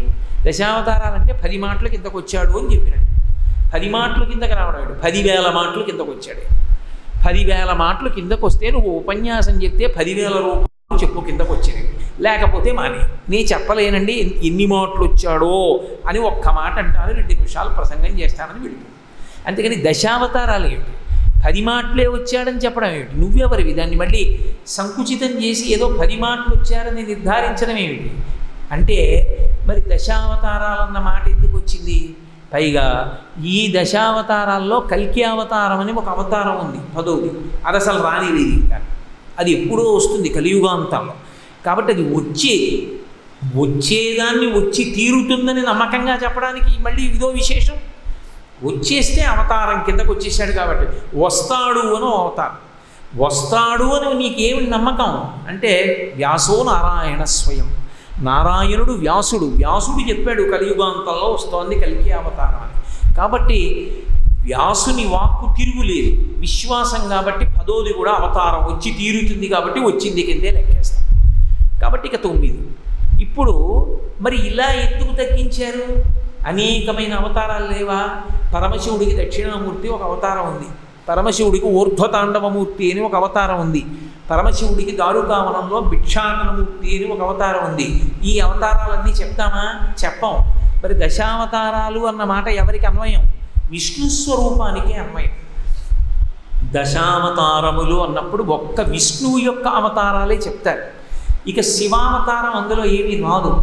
మళ్ళీ ఇదేం పేచి అండి, విష్ణువు యొక్క 10 అవతారాలే చెప్పడమే, శివుడి యొక్క అవతారాలు ఎందుకు చెప్పరు మీరు అంటారేమో. దశావతారములు అన్న మాట ఎక్కడి నుంచి వచ్చిందో తెలుసా? అసలు రక్షణ అన్న మాటకి అవతారము అన్న మాటకి సంబంధం. ఎప్పుడెప్పుడు జగత్తుని రక్షించడానికి పరమాత్మ వచ్చాడో అందులో ప్రధానమైన వాటిని 10ంటిని తీసుకున్నారు. తీసుకుని ఈ 10ంటిని కలిపి ఒక సమాహారంగా చేస్తే అవి దశావతారాలు. ఇందులో విష్ణు స్వరూపానివి ఎందుకు తీసుకోవాలి అంటే అక్కడ ఒక చిన్న రహస్యం ఉంది. విష్ణువు స్థితికారుడు, ఉన్నది ఒక్కటే పరబ్రహ్మస్వరూపం అని నేను మీతో ఇందాక మనవి చేశాను. ఏకో దేవః సర్వభూతేషు గూఢః సర్వవ్యాపీ సర్వభూతాంతరాత్మా కర్మాధ్యక్షః సర్వభూతాధివాసః సాక్షి చేతో కేవలో నిర్గుణశ్చ అని చెప్పాను. ఏకో దేవః, ఉన్నదొక్కడే పరమాత్మ. ఒక్కడే పరమాత్మ అయితే మరి విష్ణువు యొక్క అవతారాలని ఎందుకు చెప్తాను దశావతారాలుగా అంటే ఆ ఒక్క పరమాత్మ రక్షణ చెయ్యవలసిన అవసరం ఉన్నప్పుడు మీరు ఏ పేరు పెట్టి పిలవకపోయినా రక్షణ చేయడానికి విష్ణువుగా వస్తారు. మీ మాట ఏమిటో కొంచెం అయోమయంగా ఉందంటారేమో మీరు. నేను ఒక్క మాట చెప్తాను, బాగా పట్టుకోండి. అన్నీ ప్రభుత్వమే. ఓ గ్రంథాలయం ఉందనుకోండి, అది ఆంధ్రప్రదేశ్ ప్రభుత్వం వాళ్ళదే. ఒక ఏదో మండల రెవెన్యూ అధికారి వారి కార్యాలయం ఉందనుకోండి, అది కూడా ఆంధ్రప్రదేశ్ ప్రభుత్వం వాళ్ళదే. ఆఖరికి జనన మరణ రిజిస్ట్రార్ వారి కార్యాలయం కూడా ప్రభుత్వం వారిదే. అన్నీ ప్రభుత్వం వారివైనా రక్షించవలసిన అవసరం వస్తే ఎవరు వస్తారు? ఇంట్లో దొంగలు పడ్డారంటే రక్షించాలంటే ఎవరు వస్తారు? నన్ను ఎవరో ఏదో చెయ్యాలనుకుంటున్నారంటే భయం వేస్తే నేను ఎవరి దగ్గరికి వెళ్తాను రక్షణ కోసం? అన్నీ ప్రభుత్వ శాఖలే అయినా, అన్నీ ప్రభుత్వమే అయినా, ఏమండి మీరు ప్రభుత్వమే కదండి, నిష్కారణంగా ఆయన కొట్టేస్తున్నాడు అండి నన్ను, నేను బలహీనుడిని, నన్ను రక్షించండి అని చెప్పి నేను తిన్నగా వెళ్ళి ఏదో అంటే ఉప్పు తయారు చేసేటటువంటి ప్రభుత్వ శాఖ వారి దగ్గరికి వెళ్ళారనుకోండి, వాళ్ళు ఏమంటారు? ఇది నా దగ్గరికి వచ్చావు, పోలీసు వాళ్ళ దగ్గరికి వెళ్ళంటారు. రక్షణ అంటే ఎవరు? ఒక్క పోలీసులే చేస్తారు. రక్షక భటవర్గము అని అందుకే పేరు. ఆ డిపార్ట్మెంట్కు ఉన్నటువంటి పేరులోనే అది చేరింది ముందు, రక్షక, రక్షణ వహిస్తాడు అని. ప్రభుత్వము అన్నది కంటికి కనపడదు, ప్రభుత్వాన్ని చూపించండి అంటే కనపడదు. ప్రభుత్వము మీకు చేసే ఉపకారము ద్వారా స్పందన తెలుస్తుంది. అది పోలీసుగా రక్షించినట్లు భగవంతుడు కూడా రక్షణ చెయ్యవలసి వస్తే విష్ణు స్వరూపాన్ని పొందుతాడు. అంటే ఇతర స్వరూపాన్ని పొందడమే నా ఉద్దేశ్యం కాదు. రేషన్ కార్డు ఇవ్వడం రక్షణ కాదా అండి అంటే రక్షణే. స్కూల్లో మంచి పాఠాలు చెప్పడం, యూనివర్సిటీలో డాక్టరేట్లు ఇవ్వడం రక్షణ కాదా అండి? వృద్ధిలోకి తీసుకురావడం కాదా అంటే ఖచ్చితంగా రక్షణే. శివుడు రక్షకుడే, జ్ఞానదాత మహేశ్వర, ఆయన యూనివర్సిటీ లాంటి వాడు. కానీ శ్రీ మహావిష్ణువు రక్షణ బాధ్యతని స్వీకరిస్తాడు, రక్షిస్తాడు. ఆయన ఎప్పుడు రక్షించేటటువంటి లక్షణమంతా విష్ణువు యందు ఉంటుంది. అందుకే మీరు అసలు ఏ పేరు పెట్టి పిలవకుండా, భగవంతుడు ఏమీ పేరు పెట్టి పిలవకుండా హే భగవన్ అన్నారనుకోండి రక్షించమని, మనస్ఫూర్తిగా త్రికరణ శుద్ధిగా హే భగవన్ అని పిలిస్తే ఏ రూపంతో భగవంతుడు రావాలో తెలుసా? విష్ణువుగా వచ్చి రక్షించాలి. అది ఆయన నియమం. ఎందుకని అంటే రక్షణ అంటే విష్ణువే. ఎక్కడో కొట్టుకుంటున్నారండి అని ఫోన్ వెళ్ళింది అనుకోండి, అక్కడ ఎక్కడో చాలా ఘోరంగా కొట్టేసుకుంటున్నారండి అని, మమ్మల్ని ఎవరూ పిలవలేదు కదండి అని ఊరుకోకూడదు. అక్కడెక్కడో కొట్టుకుంటున్నారంటే వెళ్ళిపోవాలంతే పోలీసు వాళ్ళు. అలాగే రక్షించాలి అంటే వెళ్ళిపోయేటటువంటి తత్వము దేని యందు ఉంటుంది అంటే విష్ణువు యందు ఉంటుంది. ఇది ఎక్కడ నిరూపణం చేశారంటే భాగవతంలో గజేంద్ర మోక్షణ ఘట్టంలో గజేంద్రుడు ఎవరి పేరు పెట్టి పిలవడు. ఒక పక్క మొసలి ఏనుగు యొక్క కాలు కురికేస్తోంది, ఓపిక అయిపోయింది, ఇక తాను చచ్చిపోతాడు. ఇప్పుడు భగవంతుణ్ణి పిలిచాడు రక్షించమని. ఆ పిలవడం శరణాగతి చేశాడు. నేను ఏ ఉపాయం పెట్టుకోను, నువ్వే వచ్చి రక్షించాలన్నాడు. ఏదో పేర్లు ఉన్నాయి ఈశ్వరుడు కూడా. శివ అంటే చటుక్కున పలుకుతాడు ఒక ఆయన, గోవింద అంటే చటుక్కున పలుకుతాడు ఇంకో ఆయన, ఓ సుబ్రహ్మణ్య అంటే పలుకుతాడు ఒక ఆయన. ఆ రూపాలే ఉన్నాయి, రకరకాల రూపాలతో ఉంటాడు. ఈయన పెట్టిన పెద్ద పేచీ ఏమిటంటే అసలు గజేంద్ర మోక్షణంలో గజేంద్రుడు ఏ పేరు పెట్టి పిలవాలి. పెద్ద స్తోత్రం చేశాడు, ఏం తక్కువ స్తోత్రం చేయలేదు, కానీ అందులో ఏ పేరు వాడలేదు. తస్మై నమ పరేశాయ బ్రహ్మణే అనంతశక్తయే అరూపయోరు రూపాయ నమ ఆశ్చర్యకర్మణే నమ శాంతాయ ఘోరాయ మూఢాయ గుణధర్మిణి నిర్విశేషాయ సామ్యాయ నమో జ్ఞానఘనాయ చ క్షేత్రజ్ఞాయ నమస్తుభ్యం మహాధ్యక్ష సాక్షిణి పురుషాయ ఆత్మమూలాయ మూల ప్రకృతయే నమః. సోహం విశ్వసృజం విశ్వమవిశ్వం విశ్వవేదసం విశ్వాత్మానం పరం బ్రహ్మ ప్రణతోస్మి పరమం పదం. యోగనందితకర్మాణో హృదియోగ విభావతే యోగినూయం ప్రపశ్యంతి యోగీశం తం నతో స్పృహం. నమో నమస్తే కిల కారణాయ నిష్కారణాయ అద్భుత కారణాయ సర్వాగమన్నాయ మహార్ణవాయ నమోపవర్గాయ పరాయణాయ. వ్యాసుడు సంస్కృత భాగవతంలో పిలిచాడు గజేంద్రుడి చేత. ఏ ఒక్క పేరు లేదు, భగవంతుని యొక్క విశేషాల్ని వర్ణిస్తూ పిలిచాడు. ఎవరు రావాలి? 33 కోట్ల మంది దేవతల్లో ఎవరిని పిలుస్తున్నాడని అందరూ చూశారు. ఏదైనా పేరు వాడతాడేమో అని ఆగారు. ఎవ్వరి పేరు వాళ్ళ. పోతన గారు యథాతథంగా అంధీకరించారు. ఎవ్వని చేజనించు జగమెవ్వని లోపల నుండి లీనమై ఎవ్వని ఎందుడిందు పరమేశ్వరుడెవ్వడు మూల కారణం వెవ్వడు నాది మధ్యలుడెవ్వడు సర్వము తానయైన వాడెవ్వడు వాని ఆత్మభౌ ఈశ్వరునే శరణంబు వేడెదన్ అన్నాడు. నేను ఆయన్ని పిలుస్తున్నాను. ఎవరిలో లోకాలు పుట్టాయో, ఎవరి లోకంకి విడిపోయాయో, ఎవరిలో ఉండిపోయాయో అదిగో ఆయన్ని పిలుస్తున్నాను. ఎవరాయన? లోకంబులు లోకేశులు లోకస్తులు తెగిన తుది అలోకంబకు పెంజీకటి కావల ఎవ్వండే కకృతి వెలుగు అతని నీ సేవింతున్నా. ఈ లోకాలన్నీ లయమైపోతే, చీకటైపోతే, వీటికి అన్నిటికీ ఆవల ఎక్కడో ఒక్కడూ కూర్చుని ఉంటాడు. అక్కడ నతత్ర సూర్యోభాతి నచంద్రతారకం నేమా విద్యుతో భాతి కుతోజమగ్ని త్వమేవ భాంతమనుభాతి సర్వం తస్య భాషా సర్వమిదం విభాతి. సూర్యచంద్రుల ప్రమేయం లేకుండా ఒక్కడు వెలుగుతూ ఉండిపోతాడే, వాడు వస్తాడు. ఎవరు రావాలి?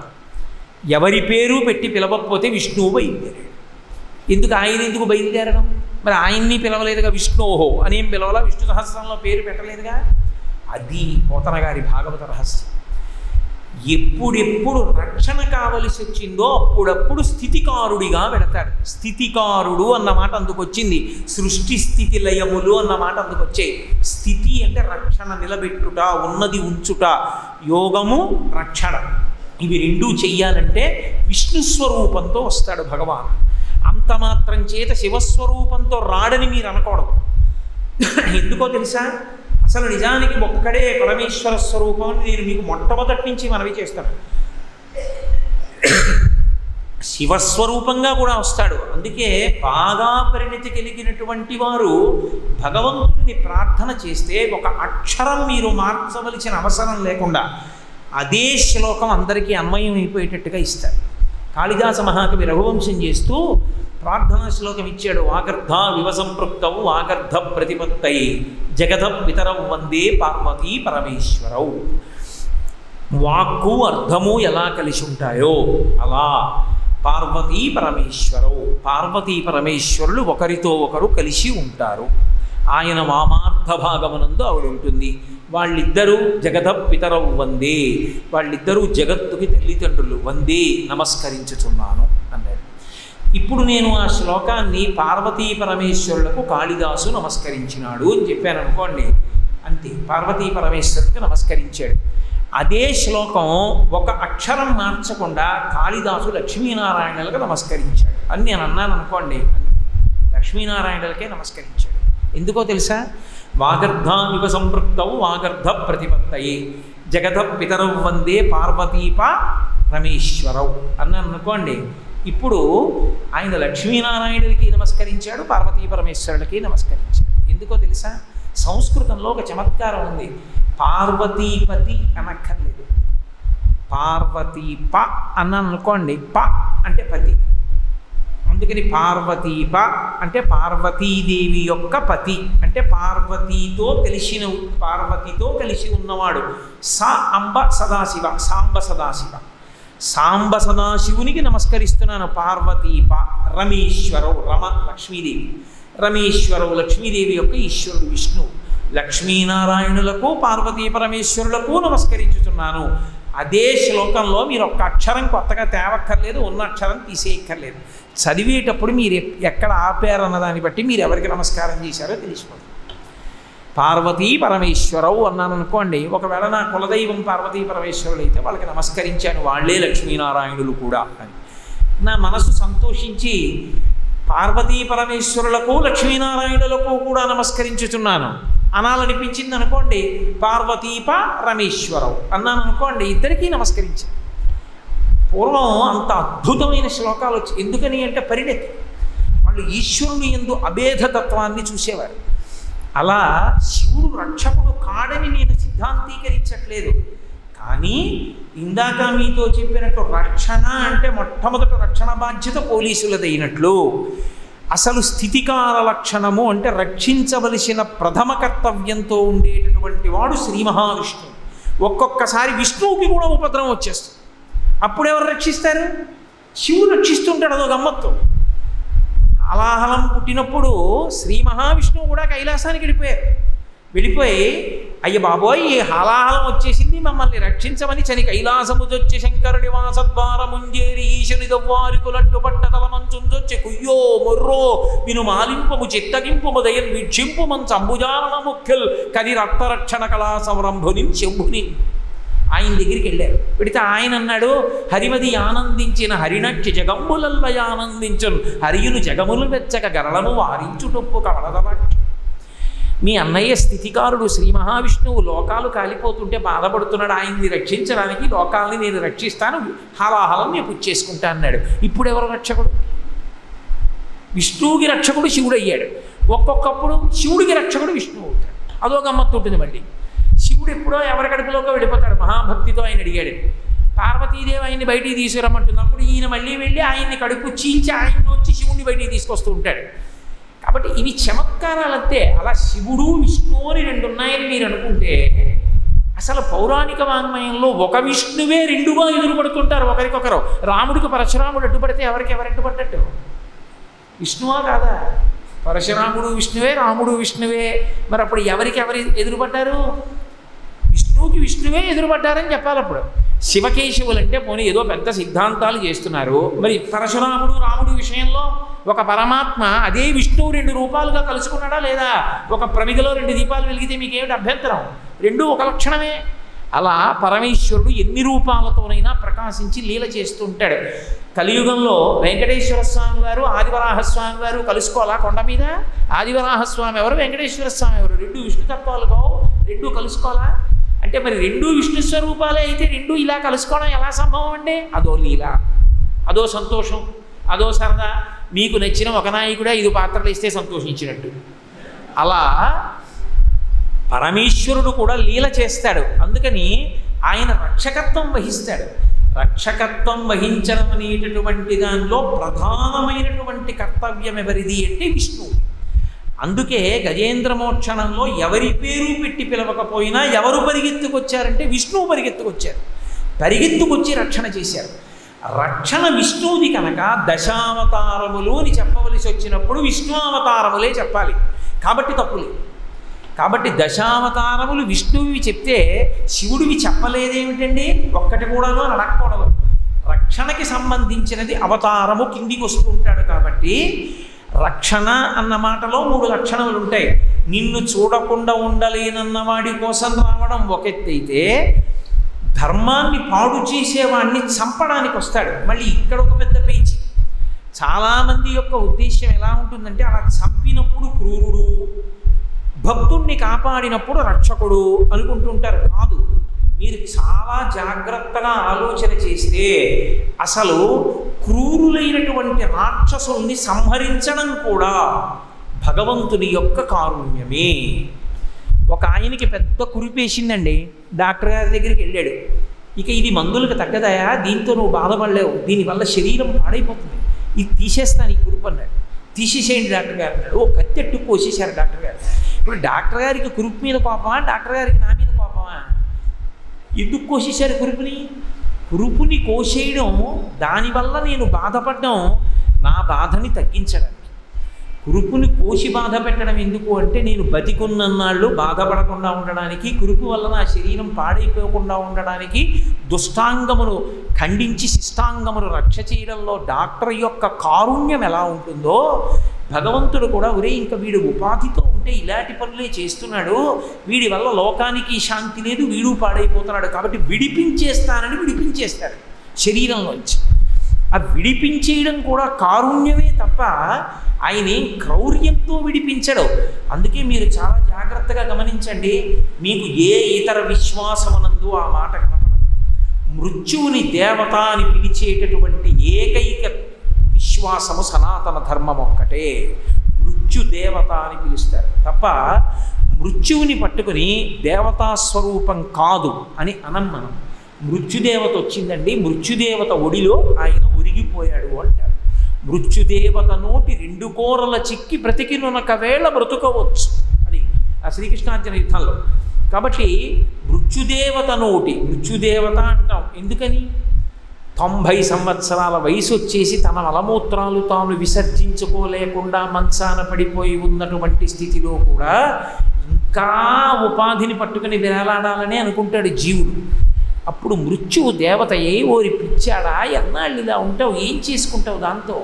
ఓ స్నానం చేస్తావా, లేచి వండుకుంటావా, అన్నం తింటావా, నీ మలమూత్రాలు నువ్వు విసర్జించుకుంటావా, నీ ఒంటి మీద బట్టుందో లేదో నీకు తెలియదు, నువ్వేం మాట్లాడుతున్నావో నీకు తెలియదు, నువ్వు తిన్నావో తెలియదు, తినలేదో తెలియదు, ఎందుకురా మంచాన పట్టి ఉండడం? వద్దు, ఈ ఉపాధిని వదిలి ఇంకొక ఉపాధిని ఇస్తాను, చక్కగా ఆ ఉపాధిలోకి వెళ్ళి మళ్ళీ జవసత్వాలతో భగవంతుడిని సేవించుకో అని ఈ ఉపాధి నుంచి విడతీసేస్తుంది మృత్యుదేవత. అలా విడతీయలేదనుకోండి, ఆయన మాట అలా ఉంచండి, ఇంట్లో వాళ్ళకి ఎంత కష్టం, ఎన్నాళ్ళు చేస్తారు, ఎవరు చేస్తారు, ఇబ్బంది కాదు. ఎవరు చేసేవాళ్ళు ఉంటే చాలా అదృష్టం. అటువంటి కొడుకు కోళ్ళు దొరికితే చాలా అదృష్టవంతులే, ఎన్నేళ్ళు బతికినా. అందరికీ అలా దొరకద్దు. కాబట్టి మృత్యుదేవత శరీరము నుండి జీవుణ్ణి విడదీసేసి ఇంకో శరీరంలోకి వెళ్ళిపోవడానికి అవకాశం ఇచ్చేస్తుంది. అందుకే సనాతన ధర్మంలో మృత్యువుకి కూడా దేవతా లక్షణమే ఇచ్చారు.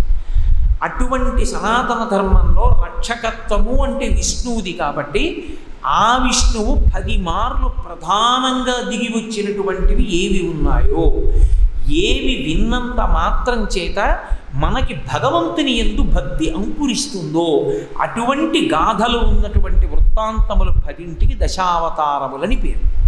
అందుకని ఈ 10 అవతారాల్ని స్వీకరిస్తారు తప్ప ఇతరమైన వాటిని ఇక చెప్పుకోరు. లేకపోలేదు. భాగవతంలోనే 21 అవతారములని 21 అవతారములు ఒక చోట చెప్తారు. కానీ అవన్నీ కూడా మనం చెప్పం. ప్రధానంగా ఏ 10ంటి గురించి మాట్లాడతామంటే మత్స్యావతారం దగ్గర నుంచి కల్కి అవతారం వరకు ఉన్నటువంటి అవతారములను 10ంటిని మాట్లాడతాం. ఎలా ఇందువలన వచ్చేటటువంటి ప్రయోజనం ఏమి అంటే, ఒకటి ఆ అవతారం గురించి స్మరించినంత మాత్రం చేత, ఆ అవతారం గురించి విన్నంత మాత్రం చేత భగవంతుని యొక్క విశేషమైన అనుగ్రహం కలుగుతుంది. మీరు నన్ను నమ్మండి, నమ్మకపోండి, ఇప్పటికీ భాగవతంలోంచి ఒక్కొక్క అవతారాన్ని ప్రతిరోజు కూడా పారాయణ చేసుకునే వాళ్ళు ఉంటారు. ఎందుకని అంటారేమో, అన్నిటిలోకి తేలికగా పారాయణ చేసుకోవడానికి వీలైనటువంటి అవతారం ఏది అంటే మత్స్యావతారం. మత్స్యావతారాన్ని పారాయణ చేయడం చాలా తేలిక. కానీ మత్స్యావతారంలో ఉండేటటువంటి విశేషం తెలుసుకోవడం చాలా నిజానికి పరిశ్రమతో కూడుకున్నటువంటి విశేషం. ఎంత అర్థమైంది అన్నదానికన్నా చదవగా పరమేశ్వరుడే భక్తినిస్తాడు. ఇందుచేత అంటారేమో, భక్తి లేని నరజన్మ ఏ ప్రయోజనం లేనటువంటి జన్మగా ముగిసిపోతుంది.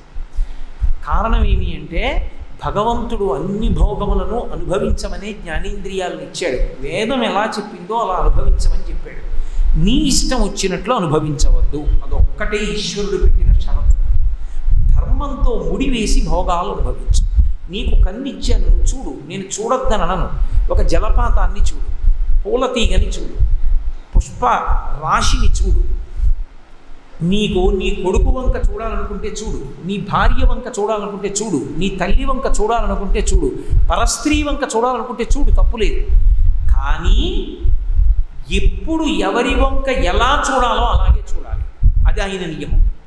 ఈ కంటితో చూడు, నీ తల్లిని చూసావా పరమభక్తితో చూడు, తండ్రిని చూసావా ఈశ్వరుళ్ళ చూడు, కొడుకుని చూసావా ఉద్ధారకుడవై చూడు, నీ అధికారిని చూసావా విష్ణువుని చూసినట్లు చూడు, పరకాంత వంక చూసావా కామాక్షి వంక చూసినట్టు చూడు. నువ్వు చూడకుండా ఉండమని ఈశ్వరుడు నియమం పెట్టలేదు, చూడు, కానీ ఎలా చూడాలో అలాగే చూడు తప్ప ఇంకొకలా చూడడానికి వీల్లేదు. అందుకే భక్తి ఏర్పడడానికి కారణములు 4 ఉంటాయి. ఈ 4 వినా 5వ కారణం ఉండదు. ఈ 4 మొట్టమొదటి కారణం ఏది అంటే భక్తి ఏర్పడడానికి ప్రథమ కారణము గురువు. గురువు వలన భక్తి ఏర్పడుతుంది. గురువుతో కలిసి జీవించిన, గురువు గారి మాటలు వింటున్నా అసలు ఎందుకు భక్తితో ఉండాలి అన్నది అర్థమవుతుంది. రెండవది శాస్త్రం. శాస్త్రాన్ని పరిశీలించిన, శాస్త్రం చదువుకున్న ఎందుకు భక్తితో బ్రతకాలో అర్థమవుతుంది. మూడవది ఈశ్వరుని యొక్క అనుగ్రహం. కొంతమందికి ఏ ప్రయత్నం లేకపోయినా ఈశ్వరుని యొక్క అనుగ్రహం అకస్మాత్తుగా కలుగుతుంది. 63 మంది నాయనార్ల కథలు చదివితే తోస్తుంది భక్త కన్నప్పకి ఎక్కడి నుంచి వచ్చింది. అప్పటి వరకు వేటాడినవాడు అడవిలో ఒక మృగాన్ని వేటాడి దీన్ని కాలుస్తుండరా ఒళ్ళంతా మట్టి పట్టింది, స్నానం చేసి వస్తానన్నాడు. స్నానం చేసి వస్తానని వెళ్ళినవాడు గోలో ఉన్న శివలింగాన్ని చూశాడు. అంతే, పరమభక్తుడైపోయాడు. తన కన్నే ఇచ్చేశాడు. కన్నప్ప అని పేరు సంపాదించుకున్నాడు. ఎక్కడి నుంచి వచ్చిందని చెప్పాలి ఇప్పుడు ఆ భక్తి? భగవంతుని యొక్క అనుగ్రహం. అందుకే నాయనార్ల కథలు, ఆళ్వార్ల కథలు భక్తితో నిండిపోయి ఉంటాయి. ఒక్కొక్కసారి ఈశ్వరానుగ్రహం వర్షిస్తే పరమభక్తుడైపోతాడు. 4వది గత జన్మల యందు చేసిన సాధన. మీరు చూడండి, కొంతమంది బాల్యంలోనే విశేషమైనటువంటి భక్తిని పొంది ఉంటారు. నేను ఒక చోట ఒక ఇంట్లో ఒక విషయం చూశాను. ఒక ఆయన బొద్దింకలన్నీ కొట్టి కాగితంలో వేసి బయటికి పట్టుకెడుతున్నాడు, పడేద్దాం. మనవడు అన్నాడు తాతగారితోటి, ఒక్క బొద్దింకని బతికించగలరా తాతగారు అంటే, తాతగారు అన్నాడు చచ్చిపోయిన వాడిని బతికించలేమిట్రా అన్నాడు. అన్నిటినీ చంపగలిగారు కానీ ఒక్కదాన్ని బతికించలేనప్పుడు ఇన్నిటిని చంపే అధికారం మీకు ఎక్కడది? పట్టుకుని బయటపడేయచ్చుగా, చంపేయడం ఎందుకు? నేను చాలా తెల్లబోయాను.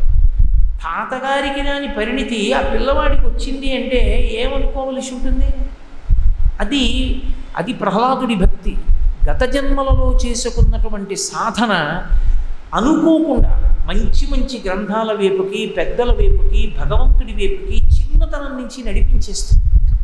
ఈ 4 భక్తికి సాధనములు.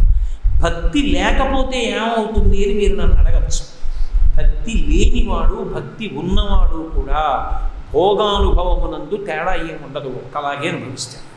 భక్తి ఉన్నవాడికి, భక్తి లేనివాడికి మీరు భగవత్ ప్రసాదం అని పులిహార చక్ర పొంగలి పెట్టారనుకోండి, భక్తితో ఉన్నవాడు పులిహార చక్ర పొంగలి తిని ఆనందం అనుభవించడానికి, భక్తి లేనివాడు పులిహార చక్ర పొంగలి తిని అనుభవించడానికి తేడా ఏమీ ఉండదు. సుఖం వరకు రెండిటి యందు ఒకటే. పుల్లగా ఉంటే ఇద్దరికి పుల్లగానే ఉందని చెప్తారు, కారంగా ఉంటే ఇద్దరు కారంగా ఉందంటారు. కానీ ఆయనకి ఈయనకి తేడా ఎక్కడ వస్తుందో నేను చెప్తాను చూడండి. ఈయన అంటాడు, అది పరమేశ్వరుడికి నివేదన చేశారు, భగవంతుడే తిని కారం అనలేదు.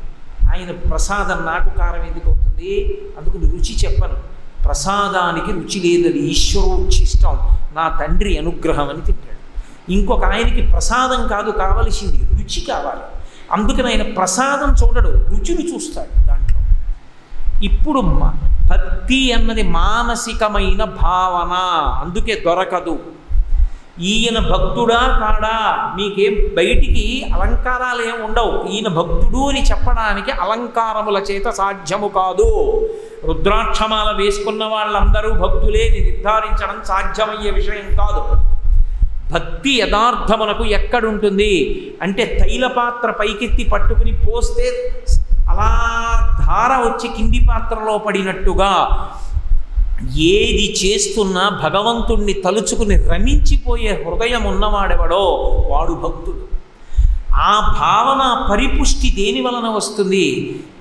ఎందుకంత పొంగిపోతూ ఉంటాడు అంటే అదొక్కటే కారణంగా మంచి పనులు చేస్తాడు, అదొక్కటే కారణంగా చెడు పనులు విడిచిపెట్టేస్తాడు. మీరు కొంచెం జాగ్రత్తగా నీ చెప్పిన మాట పట్టుకోవాల్సి ఉంటుంది. ఇది మా నాన్నగారు ఇష్టపడరండి అని చేయడు ఒక ఆయన.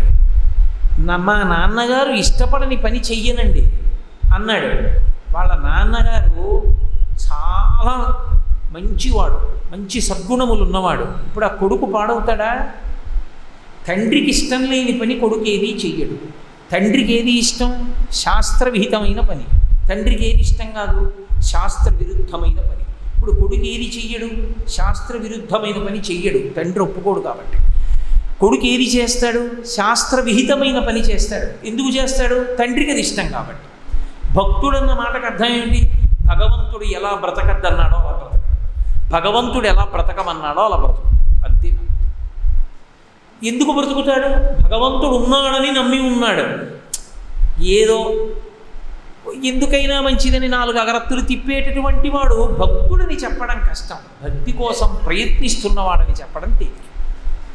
అందుకే భక్తి అంటే ఒక పావు గంట గుర్తొచ్చి 23 గంటలు గుర్తురానిది కాదు, ఎప్పుడూ జ్ఞాపకంలోనే ఉంటుంది. ఏ పని చేస్తున్నా తన ఆలోచించేది ఏది అంటే భగవంతుడి గురించే. ఎందుకో తెలుసా? చాలామంది భగవంతుడి గురించి ఆలోచించడం అంటే అంటారు, అలా ఎలా కుదురుతుందండి, ఉద్యోగాలు చేద్దాం, ఊళ్ళో వెళ్దా అంటారు. భగవంతుడి గురించి ఆలోచించడానికి, నీ పని నువ్వు చేసుకోవడానికి అభ్యంతరాలు ఏముండవు. ఎందుకుండవు? నీ ఉద్యోగానికి నువ్వు వెళ్ళి కూర్చుని ఇది ఈశ్వరుడు నా బతుకు గట్టెక్కించుకోవడానికి, కడుపు పోషించుకోవడానికి ఈశ్వరుడిచ్చిన మార్గం అనుకుని నువ్వు అందులో కూర్చుని ఎలా సంపాదించాలో అలాగే సంపాదించి జీతం తెచ్చుకుంటే భగవంతుడిని నమ్మి నువ్వు బతుకుతున్నావు. ఇప్పుడు ఏమిటి అభ్యంతరం? ఏమీ అభ్యంతరం లేదు. కాబట్టి భక్తి అన్నది ఏర్పడడానికి ప్రధానమైన కారణము ఎక్కడ వస్తుంది అంటే ఈ దశావతారముల నుండి వస్తుంది. అందుకు వింటారు దశావతారాలు. ఆ భక్తి లేకపోతే జన్మ పాడైపోతుంది. ఒకసారి మనుష్య జన్మ నుంచి కానీ జారిపోయాడు అనుకోండి, ఇక మళ్ళీ మనుష్య జన్మ ఎప్పుడు వస్తుంది అని అడిగారు అనుకోండి, చెప్పలేరు ఎవరు. కొన్ని కోట్ల జన్మలు పట్టచ్చు. ఈ జన్మలో పండించుకోలేకపోయావు, కొన్ని కోట్ల జన్మల తర్వాత మళ్ళీ మనుష్య జన్మ వస్తుంది. వస్తే మాత్రం ఎన్నాళ్ళు ఉంటుంది? నమ్మకం లేదు. పోనీ ఉందో 70 ఏళ్ళు, 20 ఏళ్ళు ఏమీ తెలియదు. ఆ పైన 60 ఏళ్ల తర్వాత పట్టుతూ ఉంటుందని నమ్మకం లేదు. ఈ మధ్యలో బలమైన సంసారం ఉంది. మళ్ళీ నీకు గురువు దొరుకుతాడా? శాస్త్రం దొరుకుతుందా? ఇప్పుడు ధరించలేదు, అప్పుడు ధరిస్తావా? ఇప్పుడున్న చోటు ధరించుకోలేకపోయావా? అందుకని దశావతారములను వినడానికి ప్రధాన కారణం ఏమి అంటే ఏ భక్తి జారిపోతే మళ్ళీ కోట్ల జన్మలు వెళ్ళిపోతావో దాని నుంచి రక్షించుకుంటారు. ఒక్కటి మీరు జ్ఞాపకం పెట్టుకోండి, నా మాట కొంచెం కఠినంగా మీకు అనిపించవచ్చు. కట్టిన మేడ 600 ఏళ్ళు 700 ఏళ్ళు కూడా ఉండొచ్చు. ఒక మేడతో పోలిస్తే, ఒక ఇంట్లో ఉన్నటువంటి ఒక ఇత్తడి గిన్నెతో పోలిస్తే, ఒక ఇంట్లో వండుకునేటటువంటి మూకుడితో పోలిస్తే ఒక వ్యక్తి యొక్క జీవితం ఎందుకో పనికిరాదు. మా ఇంట్లోనే ఉండేది ఒక బూర్లు ఉండే మూకుడు. ఆ బూర్ల మూకుట్లో ఒకానొకప్పుడు మా ముత్తాత గారు శరీరం విడిచిపెట్టినప్పుడు గారులు ఉండేవి. ఆ తర్వాత మా తాతగారు శరీరం విడిచిపెట్టినప్పుడు అందులో గారులు ఉండేవి. చాలా పెద్ద మూకుడు ఉండేది, ఇంతంత చెవులతోటి. మా నాన్నగారు విడిచిపెట్టినప్పుడు గారులు ఉండేవి. అంతమంది వెళ్ళిపోయారు. ఆ మూకుడు అలా ఉంది. ఆ మూకుడుకున్నపాటి ఆయుర్దాయం మనకి. కానీ ఈ ఉన్న ఆయుర్దాయంలో ఈశ్వరుడు ఒక్కడిని విడిచిపెట్టి మిగిలిన వెన్ని పట్టుకున్న కోట్ల జన్మలు కిందకు పోతావు. ఇక మళ్ళీ రావు మనుష్య జన్మలోకి. ఇన్నిటిని చూడటల్లా పిపీలికాది పర్యంతంలో పంది పిల్లల్ని కుక్కలు వెంటబడి వేటాడేస్తుంటాయి, ఎత్తుకుపోతుంటాయి. ఎంత భయంకరంగా ఉంటుందో జీవితం. కానీ శాస్త్ర పరిశీలనకి భగవద్భక్తితో ఉండడానికి యోగ్యమైనటువంటి మనుష్య జన్మ ఒక్కసారి జారిపోయిందా ఇక మళ్ళీ వస్తుందని నమ్మకం లేదు. ఈలోగా ఎన్ని కోట్ల జన్మలు వెనక్కెడతావు? అన్నిటికన్నా ప్రధానమైనది ఏది అంటే భక్తే. భక్తితో ఉండడానికి నువ్వేం విడిచిపెట్టేయాలి? ఏమీ విడిచిపెట్టే ఎక్కర్లేదు. చాలామంది బట్ట రంగు మార్చేసుకుని ఏదో కొత్త రంగు బట్టలు వేసుకుని తిరగాలేమో అని బెంగెట్టుకుంటూ ఉంటారు. అలా ఏం అక్కర్లేదు. అసలు ధరించిన వాళ్ళల్లో చాలామంది గృహస్థులే. ఋషులు గృహస్థులు గారు సంసారాలతో లేరు వాళ్ళు. ధర్మము అని ఒక మాట, భగవంతుడు ఎలా చెప్పాడో అలా బ్రతికితే వాడు ఉన్నాడు, నేను ఆయనకి లెక్క చెప్పుకోవలసి ఉంటుంది, ఎవడు పడతాడు ఈ గొడవంతా అనుకుంటే చాలు. బ్యాంకులో పనిచేసేవాడి దగ్గరికి కౌంటర్లోకి పట్టుకొచ్చి 10 లక్షలు పొద్దున్న పెట్టుకోవచ్చు. కానీ మా తమ్ముడే వచ్చాడు కదా అని 100 రూపాయలు ఇవ్వడు. ఎందుకని సాయంకాలం 2 అయ్యేటప్పటికో 3 అయ్యేటప్పటికో లెక్క చెప్పాలి. అలా ఇందులో ఎన్నాళ్ళు ఉంటావు ఏమో ఎవడికి తెలుసు, ఏ క్షణంలో వదిలిపెట్టాలో. ఆయన పిలిస్తే చేయి కట్టుకుని నించోవాలి, ప్రతివాడిని పిలుస్తాడు, చేతులు కట్టుకుని నించోవాలి. ఎరా అబ్బాయి, మనుష్య జన్మని ఇచ్చాను, ఏం చేశావు, ఏం చెప్పాను, తీసుకొచ్చిందంతానేమో వాళ్ళ పిల్లలు ఎత్తుకుపోయాయి కింద, తప్పులన్నీ నా మీద మిగిలిపోయాయి, ఎందుకురా ఈ పాటి దానికి నీకు మనుష్య జన్మ, పో అని మళ్ళీ కోట్ల జన్మలు ఎక్కడికో పంపించాడు అనుకోండి, ఏమైపోతాను. అందులో వద్దు, నేను లెక్క చెప్పుకోవాలన్న భయం నాకు ఉందనుకోండి, అదే భక్తి. అప్పుడు తప్పు చెయ్యడు. ఇదే శాశ్వతమా, ఉండిపోతామా, వెళ్ళిపోయే వాళ్ళందరూ. కాబట్టి జాగ్రత్తగా ఉండాలి. ఎందుకు వచ్చిన గొడవ, నేను వెళ్ళలేను అన్ని కోట్ల జన్మలు, నేను ఈశ్వరుడికి దగ్గరగా జరిగిపోవాలనుకున్నాను అనుకోండి, ఏ భోగం మిమ్మల్ని మానేయమన్నాడు పరమేశ్వరుడు. మిమ్మల్ని అంటే నన్ను, మీరు కాదు, మీరు భాగవతోత్తములు, మీ ఏ భోగం మానక్కర్లేదు, ధార్మికంగా అనుభవించరా అబ్బాయి అన్నాడు. ఆ ధార్మికంగా అనుభవించడమే భక్తి. కాబట్టి భక్తి దేని వలన వస్తుంది అంటే దశావతారములను వినుట వలన. ఆ దశావతారాల్లో మొట్టమొదటి అవతారం ఇది, మత్స్యావతారము. పరమేశ్వరుడు మత్స్య రూపాన్ని స్వీకరించాడు. భాగవతంలో ఈ విషయాన్ని చెప్తున్నాడు పరీక్షిత్ మహారాజు గారు. చిత్రం ఏంటంటే, భాగవతంలో ఈ దశావతారాలు చెప్పినప్పుడు మొదటి అవతారం మత్స్యావతారం కాబట్టి నేను మొట్టమొదట ప్రథమ స్కంధంలో దీన్ని చెప్తానండి అని ఏం చెప్పరు, ఎక్కడో తీసుకెళ్ళి చెప్తారు. నాకు జ్ఞాపకం ఉంటే బహుశా అష్టమ స్కంధంలోనో నవమ స్కంధంలోనే చెప్పారు మత్స్యావతార ఘట్టాన్ని.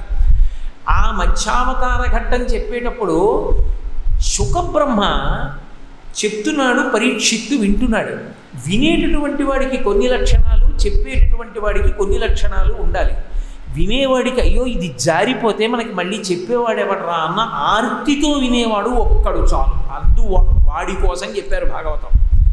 ఆ పరీక్షిత్తు వింటూ అన్నాడు, చేప అనేటటువంటి జీవి చాలా గొప్పదేం కాదు కదా, కేవలం నీటిలో బ్రతుకుతుంది, అందరిలా గాలిలో ఉన్న ప్రాణవాయువుని కూడా గ్రహించలేదు, నీటిలో కరిగిన ప్రాణవాయువుని గ్రహించి బ్రతుకుతుంది, పైగా జిహ్వేంద్రియానికి లొంగిపోతుంది, అందుకే అది ఎర్రని కొరికి చచ్చిపోతుంది. అంతటి అల్పజీవి అయినటువంటి ఒక చేప రూపాన్ని భగవంతుడు ఎందుకు పొందాడు, అసలు మత్స్యావతారంగా రావలసిన అవసరం ఏమిటి ఆయనకి అంటే, మీతో చెప్పే కదా అవతార అంటే క్రిందికి వచ్చుట, ఎక్కడో ఉన్నవాడు అంటే కంటికి అందనివాడు ఈ కంటికి దొరికేటట్టుగా వచ్చాడు. ఎలా, పోనీ ఏదో మనుష్య రూపంలో రాలేదు, చేప రూపంలో వచ్చాడు. ఇదేం ప్రారంభం, చేప రూపంలో రావడం ఏంటయ్యా, పోను మనుష్యుడిగా రాకూడదా, ఎందుకు వచ్చాడు చేపగా, చేప ఏం మంచిది కాదుగా, అంత గొప్పదేం కాదుగా. అది చేప గురించి చెప్పడానికి అబ్బో చాలా గొప్పదండి, అది గోవు లాంటిదండి అని చెప్పడానికి ఏం లేదుగా. అలాంటిది మరి పైగా అగ్నిహోత్రుడి శాపం ఉంది దానికి, విపరీతంగా వేటాడి తింటారు, దీన్ని సముద్రంలో దాక్కున్నా వేటాడేస్తారు, అందుకే అంత వేటాడతారు చేపని. కాబట్టి అటువంటి చేప రూపాన్ని ఆయన పొందడం ఏమిటి, అడిగేటటువంటి పరీక్షిత్ మహారాజు గుండెల్లో ఎక్కడ దాపరికం లేని ప్రశ్న వేస్తే శుకబ్రహ్మ జవాబు చెప్తున్నారు. ఆ జవాబు చెప్పేటప్పుడు శుకుడు మాట్లాడేటటువంటి మాట ఆచార్య స్థాయిలో ఉంటుంది. శుకుడే, ఎందుకంటే శుకుడు లాంటి వ్యక్తి సృష్టిలో లేడు. శుకుడు వామదేవుడు అని ఇద్దరు మహాత్ములు. అసలు వీళ్ళిద్దరినీ భగవంతుడు ఎందుకు సృష్టించాడు అని అడిగారు. వాళ్ళు ఏం అనుభవించడానికి కర్మ లేదుగా, పుట్టుకతో వైరాగ్యం వాళ్ళకి, ఎందుకు సృష్టించాడు భగవంతుడు అని అడిగారు. అడిగితే దానికి జవాబు చెప్పలేక పెద్దలు ఒకటే మాట చెప్పారు, అందరూ చేసుకున్న పాపపుణ్యాలు అనుభవించడానికి పుట్టేవాళ్ళే అయితే ఇలాంటి వాళ్ళందరినీ కోట్ల మందిని పుట్టించి విసుగు చెందిన పరమేశ్వరుడు ఏ పాపపుణ్యాలు లేని వాళ్ళు, ఏ కర్మలు అనుభవించవలసిన అవసరం లేని వాళ్ళు, పుట్టుకతో జ్ఞాన వైరాగ్యాలున్న వాళ్ళని కూడా ఇద్దరిని సృష్టిస్తానే ఎలా ఉంటుందో చూద్దామని సృష్టిస్తే వచ్చిన వాళ్ళు శుకబ్రహ్మ వామదేవుడు. శుకుడి కన్నా ముందు వాడు వామదేవుడు. కాబట్టి వాళ్ళిద్దరూ అంతటి జ్ఞానులు, పుట్టుకతో జ్ఞానులు. అటువంటి జ్ఞాని అయిన శుకాచార్యుల వారు మాట్లాడుతున్నారు. ఆచార్య అని నేను వాడినప్పుడు మీరు జాగ్రత్తగా అర్థం చేసుకోవాలి. ఆచార్య అన్న మాటకు అర్థం ఏంటంటే తాను ఆచరించి మనం కూడా ఆయన ఆచరణ చూసి నేర్చుకోవడానికి వీలుగా శాస్త్రాన్ని పట్టుకుంటే ఆచార్య. శాస్త్రం ఆయనకి తెలిసి ఆత్మ అనుభవంలోకి వచ్చినా ఆయన ప్రవర్తన మనకు అందకపోతే గురువు అంతే. ఆచార్య అని పిలవకూడదు. భగవాన్ రమణులు ఉన్నారు, ఆయనేం సంధ్యావందనం చేయరు, ఆయనేం తల్లికి తద్దినం పెట్టరు, తండ్రికి తద్దినం పెట్టరు. అంత మాత్రం చేత ఆయన ఆత్మని అనుభవంలోకి తెచ్చుకున్నవారు కారణానికి వీల్లేదు. ఆయన ఏమీ చేయరు, చేయకపోయినా తనలో తాను రమిస్తూ ఆత్మగా ఉంటాడు. అది గురుస్వరూపాలు అంటారు. వాటిని మీరు అనుకరించకూడదు. రమణ మహర్షి గోచీ పెట్టుకు తిరిగారు కాబట్టి నేను గోచీ పెట్టుకు తిరిగితే జ్ఞానిని అయిపోతానా అంటే అలా అవ్వదు. ఆయనలా అవ్వాలి అంటే అదొక ఈశ్వర కృప. ఆయన ఎన్ని జన్మల సాధనో ఒక జన్మలో అలా అయ్యారు. అదే తాను శాస్త్రాన్ని ఆచరిస్తూ ఆత్మని అనుభవంలోకి తెచ్చుకున్న ఆచరణ విడిచిపెట్టారు. విడిచిపెట్టకుండా ఉన్న వాళ్ళని ఆచార్య అని పిలుస్తారు. శంకర భగవత్పాదాచార్య, శుకాచార్య, వ్యాసాచార్య, ద్రోణాచార్య, భీష్మాచార్య, కృపాచార్య, ఆచార్య అని పిలిచారు అంటే అర్థం ఏంటంటే వాళ్ళ ఆచరణ చూసి నువ్వు కూడా నేర్చుకుని ఆచరించు అని. అందుకే భీష్మాచార్యుల వారు తద్దినం పెడుతున్నాడు. తద్దినం పెడుతుంటే స్వయంగా తండ్రి శంకర మహారాజు గారు వచ్చి, ఒరే నాయనా నీలాంటి కొడుకుని చూసి పొంగిపోయాను రా, ఇది చేతిలో పెట్టు ఆ కవళం అని చెయ్యి చాపాడు. నాన్నగారు మీరేమనుకోకండి, మీరే వచ్చి చెయ్యి చాపినా తద్దినం పెట్టేటప్పుడు చేతిలో పెట్టకూడదు, దర్భల మీదే పెడతానని దర్భల మీదే పెట్టాడు. అంటే శాస్త్రాన్ని పాటించాడు. అప్పుడు కూడా అంత ఆచరించి చూపించిన మహాత్ములు కనుక వాళ్ళకి ఆచార్య అని పేరు. కాబట్టి శుకాచార్య అని నేనంటే మీరు దాన్ని జాగ్రత్తగా అర్థం చేసుకోవాలి, ఆచరించి చూపినవాడు అని. కాబట్టి అటువంటి శుకాచార్యుల వారు పరీక్షిన్ మహారాజు గారికి ఎందుకు భగవంతుడు చేపగా వచ్చాడో చెప్తున్నారు. చెప్తూ అవతారము అన్న మాట కదూ, మత్స్యావతారము మొదటి అవతారం కాబట్టి పోతన గారి ఆంధ్రీకరణ అద్భుతమైనటువంటి ఆంధ్రీకరణ చేశారు. విభుడు ఈశ్వరుండు వేద విప్ర గో సుర సాధు ధర్మ అర్థంబులంకావ తనువు దాల్చి గాలిచందంబున ఘనరూపమునను తనురూపమునను దాల్చియుండు. మరియు ఆయన గురుతయు కొరతయు గుణసంగతి వహించు. పరమేశ్వరుడనేటటువంటి వాడు అసలు అవతారంగా రావడానికి ఉన్నటువంటి ప్రధానమైన కారణం ఎక్కడున్నది అన్నదాన్ని చెప్తున్నాడు శుకాచార్యుల వారు. చెప్తూ ఆయన అన్నాడు, విభుడు ఈశ్వరుండు ఈ లోకానికంతటికి భర్త. భర్త అంటే చేరవలసిన వాడు అని. ప్రతి ఆడపిల్ల జీవితం కూడా ఆడపిల్ల, ఆడ అంటే అక్కడికి వెళ్ళిపోతుందని. ఇక్కడ పుట్టింది కానీ ఇక్కడ ఉండదు, ఈ అమ్మాయి వెళ్ళిపోతుంది. ఆడపిల్ల అక్కడికి వెళ్ళిపోతుంది. ఎక్కడికి? ఆమె భర్త ఎక్కడున్నాడో అక్కడికి వెళ్ళిపోతుంది. అందుకని ఆడపిల్ల. విభుడు అంటే మనందరం కూడా ఆడపిల్లలమే.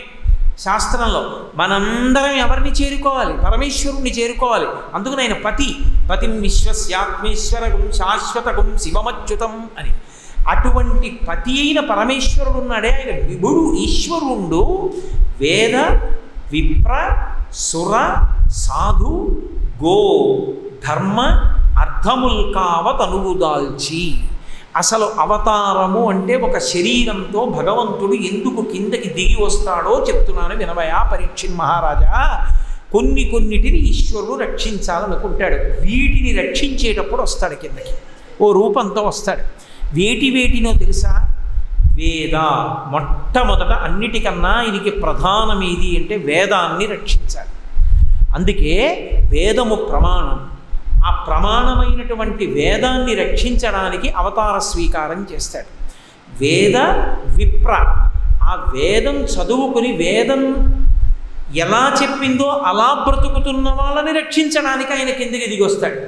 వేద విప్ర గో. ఆవులని హింస చేయడం ఎక్కువైపోతే లోకంలో అప్పుడు క్రిందికి దిగొచ్చి గోవుల్ని ఇబ్బంది పెడుతున్న వాళ్ళందరినీ కూడా సంహరిస్తాడు. కాబట్టి వేద విప్ర గో వీటితో పాటుగా సుర దేవతల్ని రక్షించడానికి అవతార స్వీకారం చేస్తూ ఉంటాడు. ఒక్కొక్కసారి దేవతల్ని ఇబ్బంది పెడుతుంటారు. రావణాదులు దేవతల్ని ఇబ్బంది పెట్టారు, అప్పుడు రామచంద్రమూర్తిగా వచ్చాడు. కాబట్టి సుర సాధు పరమభక్తులైన వాళ్ళు భగవంతుణ్ణి ఇలా చూడాలనుకుంటే వాళ్ళ కోసం వస్తాడు. అలాగే సుర సాధు ధర్మాన్ని రక్షించడానికి వస్తాడు. ధర్మం అంటే వేదం ఎలా చెప్పిందో అలా బ్రతకడాన్ని ధర్మం అంటారు. ఆ ధర్మాన్ని కాపాడడానికి వస్తాడు. అర్థ అంటే సమస్త సుఖ సాధనములకు అర్థములని పేరు. అర్థము అంటే డబ్బు కాదు, సుఖ సాధనములన్నిటికీ అర్థం అనే పేరు. నాకు ఇల్లు ఉందనుకోండి అర్థం, నాకు ఒక పరుపు ఉందనుకోండి అర్థం, నాకు పంచి ఉంటే అర్థం, నాకు లాల్చీ ఉంటే అర్థం, ఇవన్నీ అర్థములే. ఈ అర్థము ధర్మంతో ముడిపడితే ఈశ్వరుడు రక్షిస్తాడు. ఈ అర్థము ధర్మంతో ముడిపడలేదనుకోండి దీన్ని సర్వనాశనం చేస్తాడు, నాశనం చేయడానికి వస్తాడు. అప్పుడు చిత్రం ఏమిటంటే దొంగగా కూడా వస్తాడు. ఒక్కొక్కసారి దొంగగా కూడా వచ్చి ఎత్తుకుపోతాడు, ఒక్కొక్కసారి ప్రభుత్వంగా ఎత్తుకుపోతాడు. ఎందుకంటే అధర్మంతో కూడినటువంటి అర్థాన్ని ఈశ్వరుడు తీసేస్తాడు. కాబట్టి ధర్మ అర్థముల్గావ తనువు దాల్చి అందుకుని శరీరాన్ని పొందుతాడు. అప్పుడు ఏ రూపంలో వస్తే బాగుంటుందో ఆ రూపాన్ని తీసుకుంటాడు. అంతేకాని నువ్వు చేపని పట్టుకుని, చేప అంటే తినేస్తారుగా, చేప అంటే నీళ్ళల్లో ఉంటుందిగా, చేప ఏముంది ఇలా పట్టుకుని పడేయచ్చుగా అని అనడానికి వీలు లేదు. చేపగా వస్తే ఉపకారం జరుగుతుంది అనుకుంటే చేపగా వస్తాడు.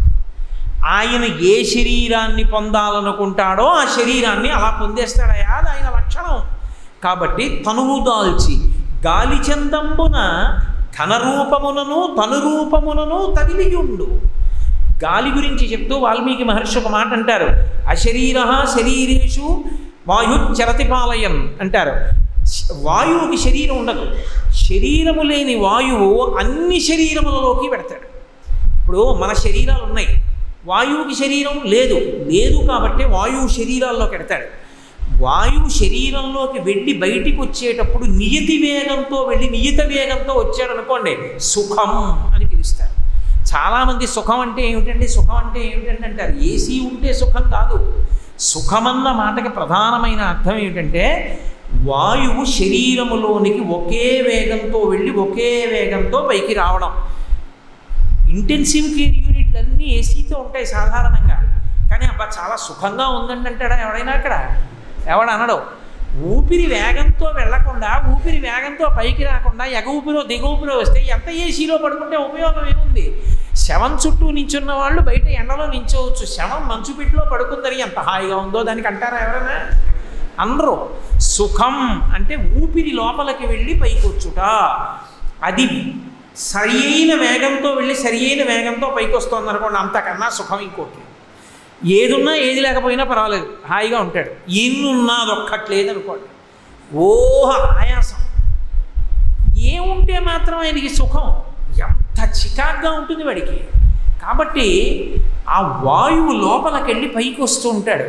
ఎంత గొప్ప మాట వాడాడో చూడండి సుఖబ్రహ్మ. ఆయన అన్నాడు, గాలి చందంబున ఘనరూపములను తనురూపములను తవిలియుండు. గాలి లోపలికి వెళ్ళి పైకి ఎలా వస్తుందో అలా లోపలికి వెళ్ళి నిలబడి పైకి రావడం కనపడుతుంది ఎవరికన్నా? ఎవ్వరికీ కనపడదు, కానీ నిలబెడుతూ ఉంటాడు వాయువు. అలా అన్ని ప్రాణుల యందు పరమేశ్వరుడు ఉన్నాడు. ఉన్నప్పుడు ఆయన ఉన్నవన్నీ గొప్పే అయితే ఓ ప్రాణి తక్కువ ప్రాణి ఎక్కువ ఎలా అయిందయా? అన్నిటి యందు ఆయన ఉన్నాడు. కాబట్టి ఆయనకి ఒకటి తక్కువ ఒకటి ఎక్కువ అన్న భావన లేనే లేదు. ఇవాళ చేపగా ఎలా వచ్చాడని అడుగుతాయేంటి? ఇవాళ ఈ సభలో కూర్చున్నటువంటి వారి అందరి యందు పరమేశ్వరుడే ఉన్నాడు. ఉన్నప్పుడు అదేంటండి వాళ్ళలో కూడా ఉండడమేనా అని మనకు నచ్చని వాళ్ళని పట్టుకుని అన్నారనుకోండి, అలా ఎలా కుదురుతుంది? ఉంటాడంతే. వివేకానందుడు అంతటి వాడు రామకృష్ణ పరమహంస దగ్గరికి వెళ్ళి అడిగాడు, భగవంతుడు లేనే లేడు అంటుంటాడు, వీడికి ఎంత చెప్పినాను వాడు ఎందుకు కూడా భగవంతుడు ఉన్నాడా అన్నాడు. అంటే రామకృష్ణ పరమహంస అన్నారు, భగవంతుడు లేడు అంటున్నాడు కాబట్టి వాడి యందు కూడా భగవంతుడు ఉన్నాడు, లేకపోలేదు. ఉన్నాడు కాబట్టి ఉండి కూడా లేడు అంటున్నాడు కాబట్టి భగవంతుడు వాడిని మూర్ఖనారాయణుడు అని పిలు తప్ప భగవంతుడు లేడని మాత్రం అనకు. ఉన్నాడు, వాడి యందు కూడా ఉన్నాడు, కాకపోతే మూర్ఖనారాయణుడు వాడు అన్న. అలా ఆయన లోపలికి వెళ్ళకపోతే అసలు ఉపాధులు ఎక్కడ నిలబడతాయి? నిలబడవు. కాబట్టి చేప రూపం ఇత్తాడా, కప్ప రూపం ఇత్తాడా అని అడుగుతాయేమిటే? ఆయన ఎప్పటికీ ఏది అవసరమవుతుందో ఆ రూపాన్ని పొందుతాడు. కాబట్టి గాలిచందంబున ఘనరూపమునను తనురూపమునను తగిలియుండు. అంతేకాదు ఆయనకి ఎక్కువ తక్కువ ఎన్నడు నందక నిర్గుణత్వంబును పొందుఘనుడు. ఆయన నిజానికి గుణములు లేవు, ఆయనకి ఇది ఎక్కువ ఇది తక్కువ అన్న భావాలు ఆయనలో ఉండవు. కానీ ఎప్పుడు ఏ రూపంలోకి విడితే అవతల తనని నమ్ముకున్న భక్తుడికి ప్రయోజనం కలుగుతుందో ఆ భక్తుడి ప్రయోజనం కోసం ఆ రూపంలోకి వెడుతుంటాడు. కాబట్టి నిర్గుణత్వంబును పొందు ఘనుడు. అటువంటి వాడికి గురుతయు కొరతయు గుణసంగతి వహించు. కాబట్టి మనుజేశ చోద్యమే మధ్యమగుట. ఆయనకి ఎక్కువ లేదు తక్కువ లేదు. అటువంటి వాడికి ఒక చాప రూపం పొందడం పెద్ద కష్టమేమిటయా? వినుము కల్పాంతవేళ తొల్లి ద్రవిడ దేశపురాజు సత్యవ్రతుండు నీరు త్రావుచు హరిగూర్చి భక్తితోడ తపము కావించే ఒక ఏటి తటమునందు. ఒకానొకప్పుడు సత్యవ్రతుడు అనేటటువంటి ద్రవిడ దేశపు రాజు ఒకతను శ్రీ మహావిష్ణువు యొక్క దర్శనాన్ని పొందాలి అని కోరుకున్నాడు. నేను విష్ణువు యొక్క దర్శనం పొందాలి అని తపించడం మొదలుపెట్టాడు. తపించడము అన్న మాటలో కొన్ని లక్షణాలు ఉంటాయి. శరీరముల గురించినటువంటి భ్రాంతి ఉడిగిపోతుంది. ఉడిగిపోయి శరీరాన్ని నిలబెట్టుకుంటారు. ఎందుకంటే తపస్సు చేయడానికి ఉపకరణం ఉండాలిగా. శరీరం ఉంటే కదా తపస్సు చేయడం. ఏది తీసుకుంటే శరీరం నిలబడుతుందో అదొక్కటే తీసుకుంటాడు. కాబట్టి నీరు త్రావుచు హరిగూర్చి భక్తితోడా తపము కావించే ఒక ఏటి తటమునందు. ఒక ఏటి తటమునందు అంటే ఒడ్డున కూర్చుని కేవలం నీళ్లు మాత్రమే తాగుతూ శరీరాన్ని నిలబెట్టుకుని, అంటే ఇంకా శరీరంతో ఏవో ఇంకో కోరికలు తీర్చుకుందామనేటటువంటి తాపత్రయం లేదు. ఇది ఎందుకు పనికి రావాలి? భగవంతుడి గురించి తపస్సుకి. అలా బతికుండడానికి దీనికి నీళ్లు చాలు. కాబట్టి కాసి నీళ్లు పోస్తుండేవాడు ఆ శరీరంలో. ఆ నీళ్లు తాగి తపస్సు చేస్తున్నాడు. చాలా కాలం తపస్సు చేశాడు. విష్ణువు దర్శనం అవలేదని ఆయన వదలలేదు. ఆయన తపస్సు చేస్తూనే ఉన్నాడు. కృతమాలిక అని ఒక నది. ఆ నది ఒడ్డుకి వెళ్ళి ప్రతిరోజు శ్రీ మహావిష్ణువుకి అర్ఘ్యమిస్తుండేవాడు, తర్పణ విడిచిపెడుతుండేవాడు. ఒకరోజు శ్రీ మహావిష్ణువుకి తర్పణ విడిచిపెడదామని నీళ్లు వదిలిపెడుతున్నాడు. నీళ్లు వదిలిపెట్టడం అంటే ఇంటి నుంచి తెచ్చుకోరు, నదిలో నిలబడి నదిలో నీళ్లే తీసి తర్పణ విడిచిపెడతారు. విష్ణువుకి వదిలిపెట్టాడు. వదిలిపెడుతున్నప్పుడు ఇలా దోసిని పైకెత్తి నీరు శ్రీ మహావిష్ణువుకి సమర్పిస్తున్నానని చెప్పి నదిలో వదిలిపెట్టాడు. వదిలిపెట్టగానే అందులోంచి ఒక చిన్న చాప పిల్ల తన దోసిట్లోంచి నదిలో పడ్డం చూశాడు. అదేం పెద్ద విశేషము కాదు, ఆశ్చర్యము కాదు. నది అన్న తర్వాత ఎన్నో చేపలు తిరుగుతుంటాయి, చిన్ని చేపలు పెడుతుంటాయి. అది చిన్ని చేప పిల్ల నీళ్ళు ఇలా తీయడంలో చేతిలోకి వచ్చింది. ఇలా వదిలిపెట్టేశాడు. వదిలిపెడుతున్నప్పుడు చూశాడు అలా చేప పిల్లతో ఉన్న నీళ్ళు వదలను. కాబట్టి గబుక్కున్నప్పుడు వదులుతూ చూశాడు. అరే చేప పిల్లతో ఉన్న నీళ్ళు వదిలేనే అనుకున్నాడు. ఆ చేప పిల్ల నీటిలో పడింది. ఇప్పుడు తను చేప పిల్లతో ఉన్న నీళ్లు తర్పణగా విడిచిపెట్టానని సత్యవ్రతుడు బెంగపెట్టుకోవడం వల్ల కారణం కాదు. చేప పిల్ల మాట్లాడింది నదిలోంచి. అది విచిత్రం. అది మనుష్య భాషలో మాట్లాడింది. అదండి పాటు వచ్చిన జ్ఞాతిఘాతులు, ఈ పాప జాతి జుషంబులు ఈ ఏటియందు ఇతర మీనజాతి పిల్లలను పట్టి వధింప ఏను ఈ దోసిరిలోనికి వచ్చిన నన్ను రక్షింపక ఈ ఏటియందు విడిచిపెట్టితివి, ఇది నీకు పాడియే కృపలేక ఓ దయానిధి అని పిలిచింది. ఓ దయానిధి, ఓ దయగలిగిన వాడా, నీళ్లు మాత్రమే తాగి తపస్సు చేస్తున్నావే, ఎంతో సత్వగుణంతో ఉన్నవాడివే, పాటు వచ్చిన జ్ఞాతిఘాతులు అని పిలిచింది. ఎంత గొప్ప పేరు పెట్టిందో.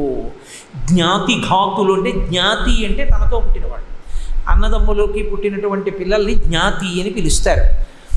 చేపల్లో లక్షణం ఉంటుంది. జ్ఞాతి దేనికి ప్రధానంగా చెప్పబడతాడు అంటే వైరానికి చెప్పబడతాడు. అన్నదమ్ముల మధ్య ఎంత ఐకమత్యత ఉంటుందో అన్నదమ్ముల పిల్లల మధ్య అంత వైరభావం ఉంటుందట సహజంగా. దీని జ్ఞాతి వైరమునకు ప్రసిద్ధి. ఈ చేపలకు ఉండే లక్షణం ఏమిటంటే అవన్నీ నీటిలో పుట్టినవే, కానీ జ్ఞాతి వైరం ఎప్పుడూ ఒకదాన్నొకటి తినేద్దామని చూస్తాయి. ఈ తినేద్దామని చూడడంలో ఏది దేన్ని తింటుంది అంటే పెద్ద చేప చిన్న చేపని తినేస్తుంది. పాటు వచ్చిన జ్ఞాతిఘాతులు పాపజాతి జుషంబులు. అయ్యో మనతో కలిసి పుట్టింది మన అన్న, మన తమ్ముడు, మన అక్క, మన చెల్లి అని కూడా లేకుండా మింగేసేటటువంటి లక్షణం ఉన్నటువంటి ఈ పాపజాతి చేపలు ఉన్నాయే, ఇవి కొండొక మీనిజాతి పిల్లల పట్టి వధింప చోటు వదిలి నీ దోసిలి చొచ్చి వచ్చిన నన్ను. అవి అలా పట్టి పిల్లల్ని తినేస్తున్నాయి. నేను భయపడిపోయి నీ దోసిల్లోకి వస్తే నువ్వు రక్షిస్తావు, దయగలిగిన వాడివని నువ్వు ఇలా నీళ్ళు ఎత్తుతున్నప్పుడు గబగబా వచ్చి నీ దోసిట్లోకి వచ్చాను. నువ్వేం చేశావు? నన్ను రక్షించడం మానేసి ఆ ఏట వదిలినా, మళ్ళీ నన్ను ఆ నట్టేట త్రోసినా, మళ్ళీ నట్టేటలోకి వదిలేశావు. ఇప్పుడు ఏమవుతుంది? మళ్ళీ ఆ చేపలు వచ్చి తినేస్తాయి. ఇది నీకు పాడియే, ఇలా చెయ్యొచ్చా? నన్ను రక్షించకుండా ఇలా నన్ను వదిలేయచ్చా నీళ్లలో? కృప ఇంత లేక దయానిధి, ఓ దయగలిగిన వాడా, ఉండవలసిన వాడా, నన్ను మళ్ళీ ఎందుకు పడేశావు నీళ్లలో? ఆయన తెల్లబోయాడు. ఇదేమిట్రా, ఇంత చేప పిల్ల ఏమిటి, నాతో ఇలా మాట్లాడడం ఏమిటి? ఆయన నిజమే, దీనికి ఇన్ని కష్టాలు ఉన్నాయి, కానీ ఇది మనుష్య భాషలో మాట్లాడడం ఎలా సాధ్యం? తెల్లబోయాడు. తెల్లబోయినా అది నన్ను అడిగింది రక్షించమని, కాబట్టి రక్షించాలని చేప పిల్లని తీసి కమండలంలో పడేసుకుని ఆ కమండలం తీసుకెళ్ళాడు, ఓ పక్కన పెట్టాడు, ఏదో తన జపం తను చేసుకున్నాడు. మళ్ళీ వెళ్ళి కమండలం దగ్గర చూశాడు. కమండలం అంతా నిండిపోయింది. ఆ చేప నిండిపోయి మళ్ళీ అంది, ఈ కమండలం నాకు సరిపోవట్లేదయ్యా, చాలా ఇబ్బంది పడిపోతున్నాను, కదలలేకపోతున్నాను, నన్ను కొంచెం పెద్ద దాంట్లో పడేద్దు అని తీసుకెళ్ళి ఓ కడవలో పడేశాడు. కడవ అంటే కుండ, పెద్ద కుండలో పడేశాడు. అలా పడేసి ఇలా వెళ్ళొచ్చేటప్పటికి కడవ అంతా నిండిపోయింది. ఈ కడవలో ఉండలేకపోతున్నానయ్యా, నన్ను ఎక్కడైనా కొంచెం పెద్ద చోట పడేద్దు అన్నాడు. మళ్ళీ ఈ చేపని తీసుకెళ్ళి ఒక చెరువులో పడేశాడు.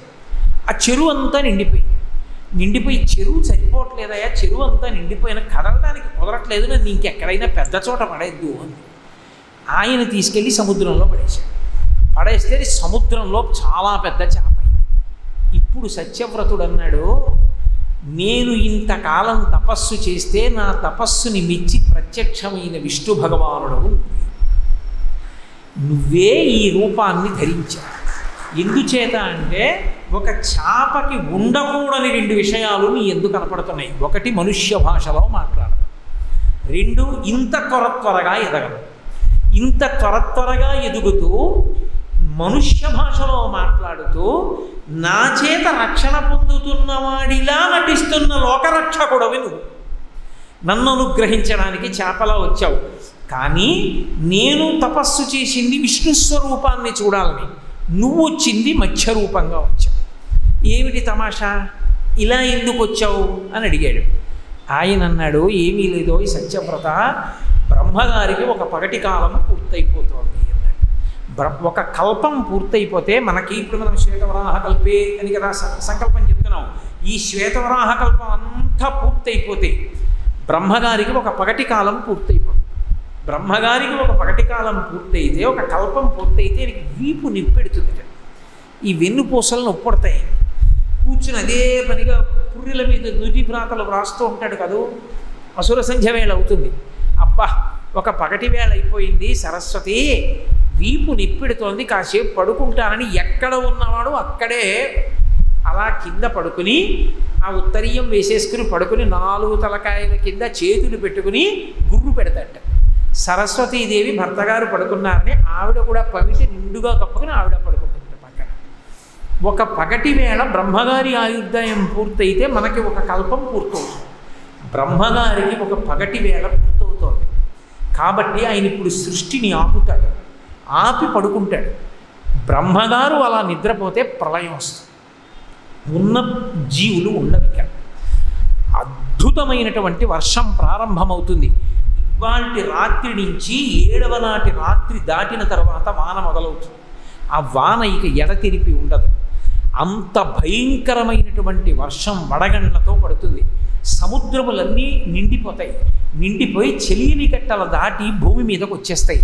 వచ్చినప్పుడు సమస్త జీవులు కూడా నీటిలో పడిపోతారు. సూర్యచంద్రులకి గతి ఉండదు. అంటే గతులంటే ఇక కదలికలు ఉండవు. సూర్యచంద్రులు కదలరు కాబట్టి ప్రపంచమంతా కూడా కటిక చీకటితో నిండిపోతుంది. అంత కటిక చీకటిలో నిండిపోయిన తరువాత ఈ ప్రళయ జలాలు భూమిని అంతటినీ కప్పేస్తాయి. కప్పేసినప్పుడు సమస్త భూతములు మరణిస్తాయి. అదిగో అటువంటి ప్రళయం వచ్చేటటువంటి సమయం ఆసన్నమైంది. 1 వారం రోజులే ఉంది. ఆ వారం రోజుల తరువాత ఎక్కడ ఈ సముద్రపు ఒడ్డున నీకు నేను కనపడ్డానో అక్కడికి నా ఆజ్ఞ చేత ఒక నావ వస్తుంది. ఆ నావలోకి నువ్వు ఎక్కినప్పుడు ఓషధుల మూటలు కొన్నిటిని పెట్టుకో, కొన్ని ధాన్యపు మూటలు పెట్టుకో. ఎక్కడెక్కడ ఉన్నా సప్తర్షులు వచ్చి ఈ ఓడ ఎక్కుతారు. బ్రహ్మాండమైనటువంటి సముద్ర ప్రవాహం వచ్చేస్తుంది. ఇప్పుడు కెరటాలు వస్తాయి. ఆ కెరటాలు వచ్చినప్పుడు తట్టుకోలేవు. అలాగే జాగ్రత్తగా కటిక చీకట్లో ఈ ఓడ ఎటు వెడుతోందో తెలియాలంటే ఒక్కటే ఆధారం, నీ ఓడలో కూర్చున్న సప్తర్షుల శరీరముల నుండి వింత వింత కాంతులు పైకి వస్తాయి. ఆ కాంతిలో నీకు కనపడుతుంది ఆ చీకట్లో సముద్రం. నువ్వు అలా వెడుతున్నప్పుడు ఈ ఆటుపోట్లక ఓడ తట్టుకోదు, పడిపోవాలి. పడిపోకుండా నేను పక్కన ఉండి కాపాడతాను. అంత పెద్ద చాపనై ఆ వస్తున్న కెరటముల నుండి ఆ ఓడని కాపాడతాను. బాగా పెరిగిపోతుంది ప్రవాహం. అప్పుడు ఈ ఓడ దగ్గరికి ఒక పాము వస్తుంది. ఆ పాముని ఈ ఓడకి ఉన్నటువంటి ఒకవైపు స్తంభానికి కట్టి రెండవ వైపు తీసుకొచ్చి నా తోకకేసి కట్టు. ఈ ఓడ పడిపోకుండా నేను తీసుకెళ్ళి నిన్ను రక్షిస్తాను. రక్షించి ఏం చేస్తానో నువ్వు చూద్దువాలి. కాబట్టి ఆ సమయానికి ఎలా కాపాడడానికి అవకాశం ఉంటుందో ఆ రూపాన్ని ధరించాడు. అందుకని మత్స్యావతారం వచ్చింది. ప్రళయకాలం ఎలా ఉంటుందో, ప్రళయకాలంలో ప్రయాణం చేసిన ఋషులు ఎలా ఉంటారో, ప్రళయకాలంలో అసలు ఎలా ఉంటుంది అనేది చూసిన వాడొకడు ఉండాలి. వాడి ద్వారా అందాలి. ఇది అందడానికి అంతటి మహాభక్తి తత్పరుడైనటువంటి ఆ సత్యవ్రతుడనేటటువంటి రాజు ద్వారా మత్స్యావతార వైభవాన్ని లోకానికి అందించడానికి మత్స్యమూర్తి అయి వచ్చాడు. వచ్చి ఆయన దర్భశయనం చేశాడు. దర్భల మీద పడుకున్నాడు 7 రాత్రులు. వర్షం మొదలైంది.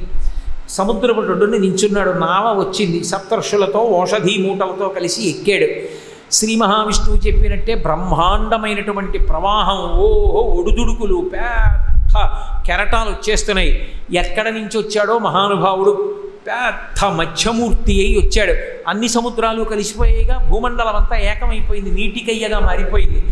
కొన్ని లక్షల యోజనముల పొడవు కలిగినటువంటి మత్స్యమూర్తి అయి చాప ఎలా ఎగురుతుందో అలా ఒక్కొక్కసారి నీటిలోంచి ఆకాశంలోకి ఎగురుతూ, ఒక్కొక్కసారి పెద్ద కెరటాలు వచ్చినప్పుడు అడ్డొచ్చి వెనక్కి తోస్తూ, ఈ ఓడని పడగొట్టడానికి జలచరాలు వస్తే వాటిని తింటూ, ఈ ఓడ ఊగిపోతున్నప్పుడు తన శరీరంతో మళ్ళీ కుదిపి దాన్ని నిలబెడుతూ వెడుతున్నాడు.